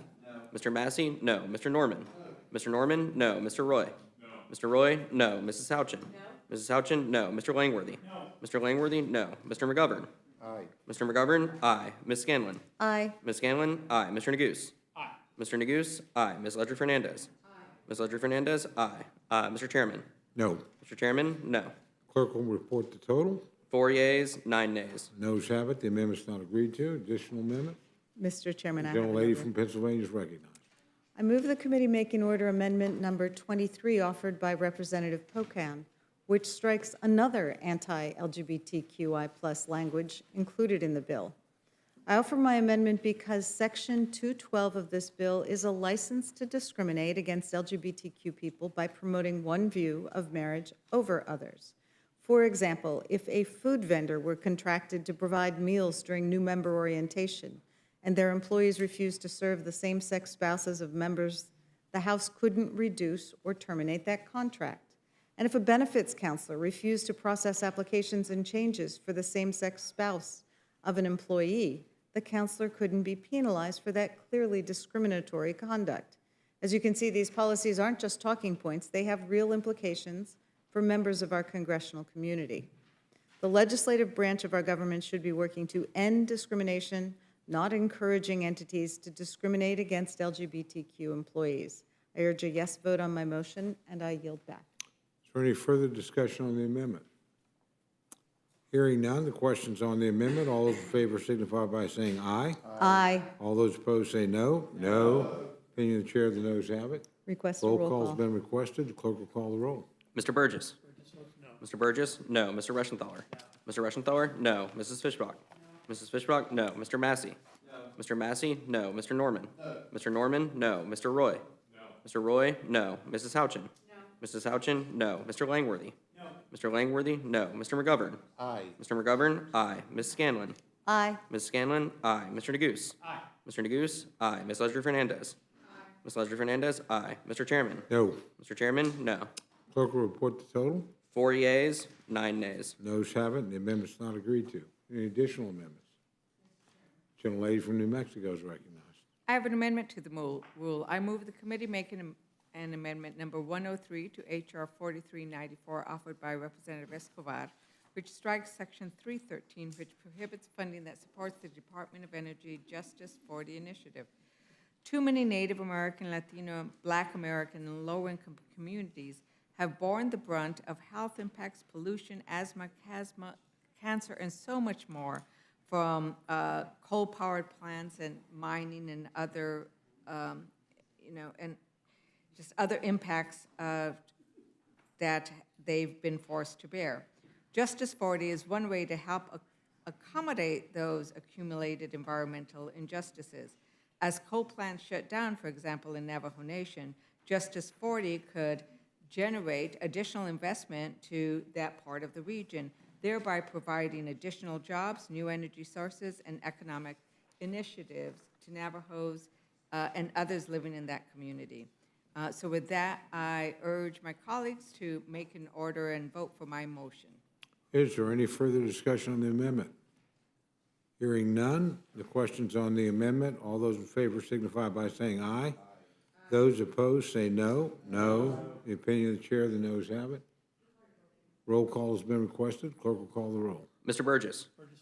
Mr. Burgess? No. Mr. Reschenthaler? No. Mr. Reschenthaler? No. Mrs. Fishbach? No. Mrs. Fishbach? No. Mr. Massey? No. Mr. Massey? No. Mr. Norman? No. Mr. Norman? No. Mr. Roy? No. Mr. Roy? No. Mrs. Houchin? Mrs. Houchin, no. Mr. Langworthy? No. Mr. Langworthy, no. Mr. McGovern? Aye. Mr. McGovern, aye. Ms. Scanlon? Ms. Scanlon, aye. Mr. Neguse? Mr. Neguse, aye. Ms. Ledger Fernandez? Aye. Ms. Ledger Fernandez, aye. Mr. Chairman? No. Mr. Chairman, no. Clerk will report the total. 4 yeas, 9 nays. Noes have it. The amendment's not agreed to. Are there any further amendments? Mr. Chairman? Gentlelady from New Mexico is recognized. Thank you so much. I have an amendment to the rule. I move the committee make an order amendment number 19 to H.R. 4364, offered by Representative Jackson Lee, which restores funding for the House Office of Diversity and Inclusion and strikes Section 211, prohibiting the use of funds for purposes of diversity, equity, and inclusion. Mr. Chair, I offer my amendment because one of the greatest strengths of our nation is our diversity. Recruiting and retaining diverse staff helps every member in office of the House better service our diverse constituents. Our staff should reflect the beauty that is America, and this office assists in doing that. Slashing funding for the Office of Diversity and Inclusion is wrong and short-sighted. I urge your yes vote on my motion. I yield back. Is there any further discussion on the amendment? Hearing none, the question's on the amendment. All those in favor signify by saying aye. Aye. Those opposed say no. No. Opinion of the chair, the noes have it. Roll call's been requested. Clerk will call the roll. Mr. Burgess? Mr. Burgess, no. Mr. Reschenthaler? No. Mr. Reschenthaler, no. Mrs. Fishbach? No. Mrs. Fishbach, no. Mr. Massey? No. Mr. Massey, no. Mr. Norman? No. Mr. Norman, no. Mr. Roy? No. Mr. Roy, no. Mrs. Houchin? No. Mrs. Houchin, no. Mr. Langworthy? No. Mr. Langworthy, no. Mr. McGovern? Aye. Mr. McGovern, aye. Ms. Scanlon? Aye. Ms. Scanlon, aye. Mr. Neguse? Aye. Mr. Neguse, aye. Ms. Ledger Fernandez? Aye. Ms. Ledger Fernandez, aye. Mr. Chairman? No. Mr. Chairman, no. Clerk will report the total. 4 yeas, 9 nays. The noes have it. The amendment's not agreed to. Are there additional amendments? Hearing no request for further amendments, the question's on the motion to report. All those in favor signify by saying aye. Aye. Those opposed say no. No. In the opinion of the chair, the ayes have it. Chairman, can I ask for a recorded vote, please? Roll call's been requested. The clerk will call the roll. Mr. Burgess? Mr. Burgess, aye. Mr. Reschenthaler? Aye. Mr. Reschenthaler, aye. Mrs. Fishbach? Aye. Mrs. Fishbach, aye. Mr. Massey? Aye. Mr. Massey, aye. Mr. Norman? Aye. Mr. Norman, aye. Mr. Roy? Aye. Mr. Roy, aye. Mrs. Houchin? Aye. Mrs. Houchin, aye. Mr. Langworthy? Aye. Mr. Langworthy, aye. Mr. McGovern? Aye. No, no, no. Mr. McGovern? No. I had a flash, I was in the majority again. Ms. Scanlon? No. Ms. Scanlon, no. Mr. Neguse? No. Mr. Neguse, no. Ms. Ledger Fernandez? No. Ms. Ledger Fernandez, no. Mr. Chairman? Aye. Mr. Chairman, aye. Clerk will report the total. 9 yeas, 4 nays. And the ayes have it. The motion report's agreed to. Accordingly, Mr. Reschenthaler will be managing the rule for the majority. And thankfully, I will not be doing it for the minority. Ms. Scanlon will be doing it for the Democrats. Oh, this will be an all Pennsylvania final? Absolutely. Okay. Very good. Without objection. Mr. Chair. Oh, the gentleman has a question. Yes, you don't anticipate us meeting anymore this week, do you? I would be hesitant to make any assurances to my friend. There are no plans for us to meet, but obviously we're under extraordinary pressure. We're trying to get a lot of appropriations bills through. Obviously, we have some other unusual measures on the floor. Those should not call for us to be here, but I just, so my hope would be, as fond as I am my friend and appreciate spending time with him, my hope would be I don't see you in this room again, but I just don't want to give you a 100% guarantee. So the answer is we might or we might not. The answer actually should be, we probably won't, but we might. Okay, I got it. That makes me feel so much better. Well, by degrees, it should help a little bit, but quite seriously, I appreciate everybody's patience, cooperation. Without sorry? No, so we probably shouldn't meet, but we might be. Okay. Without objection, the committee's adjourned.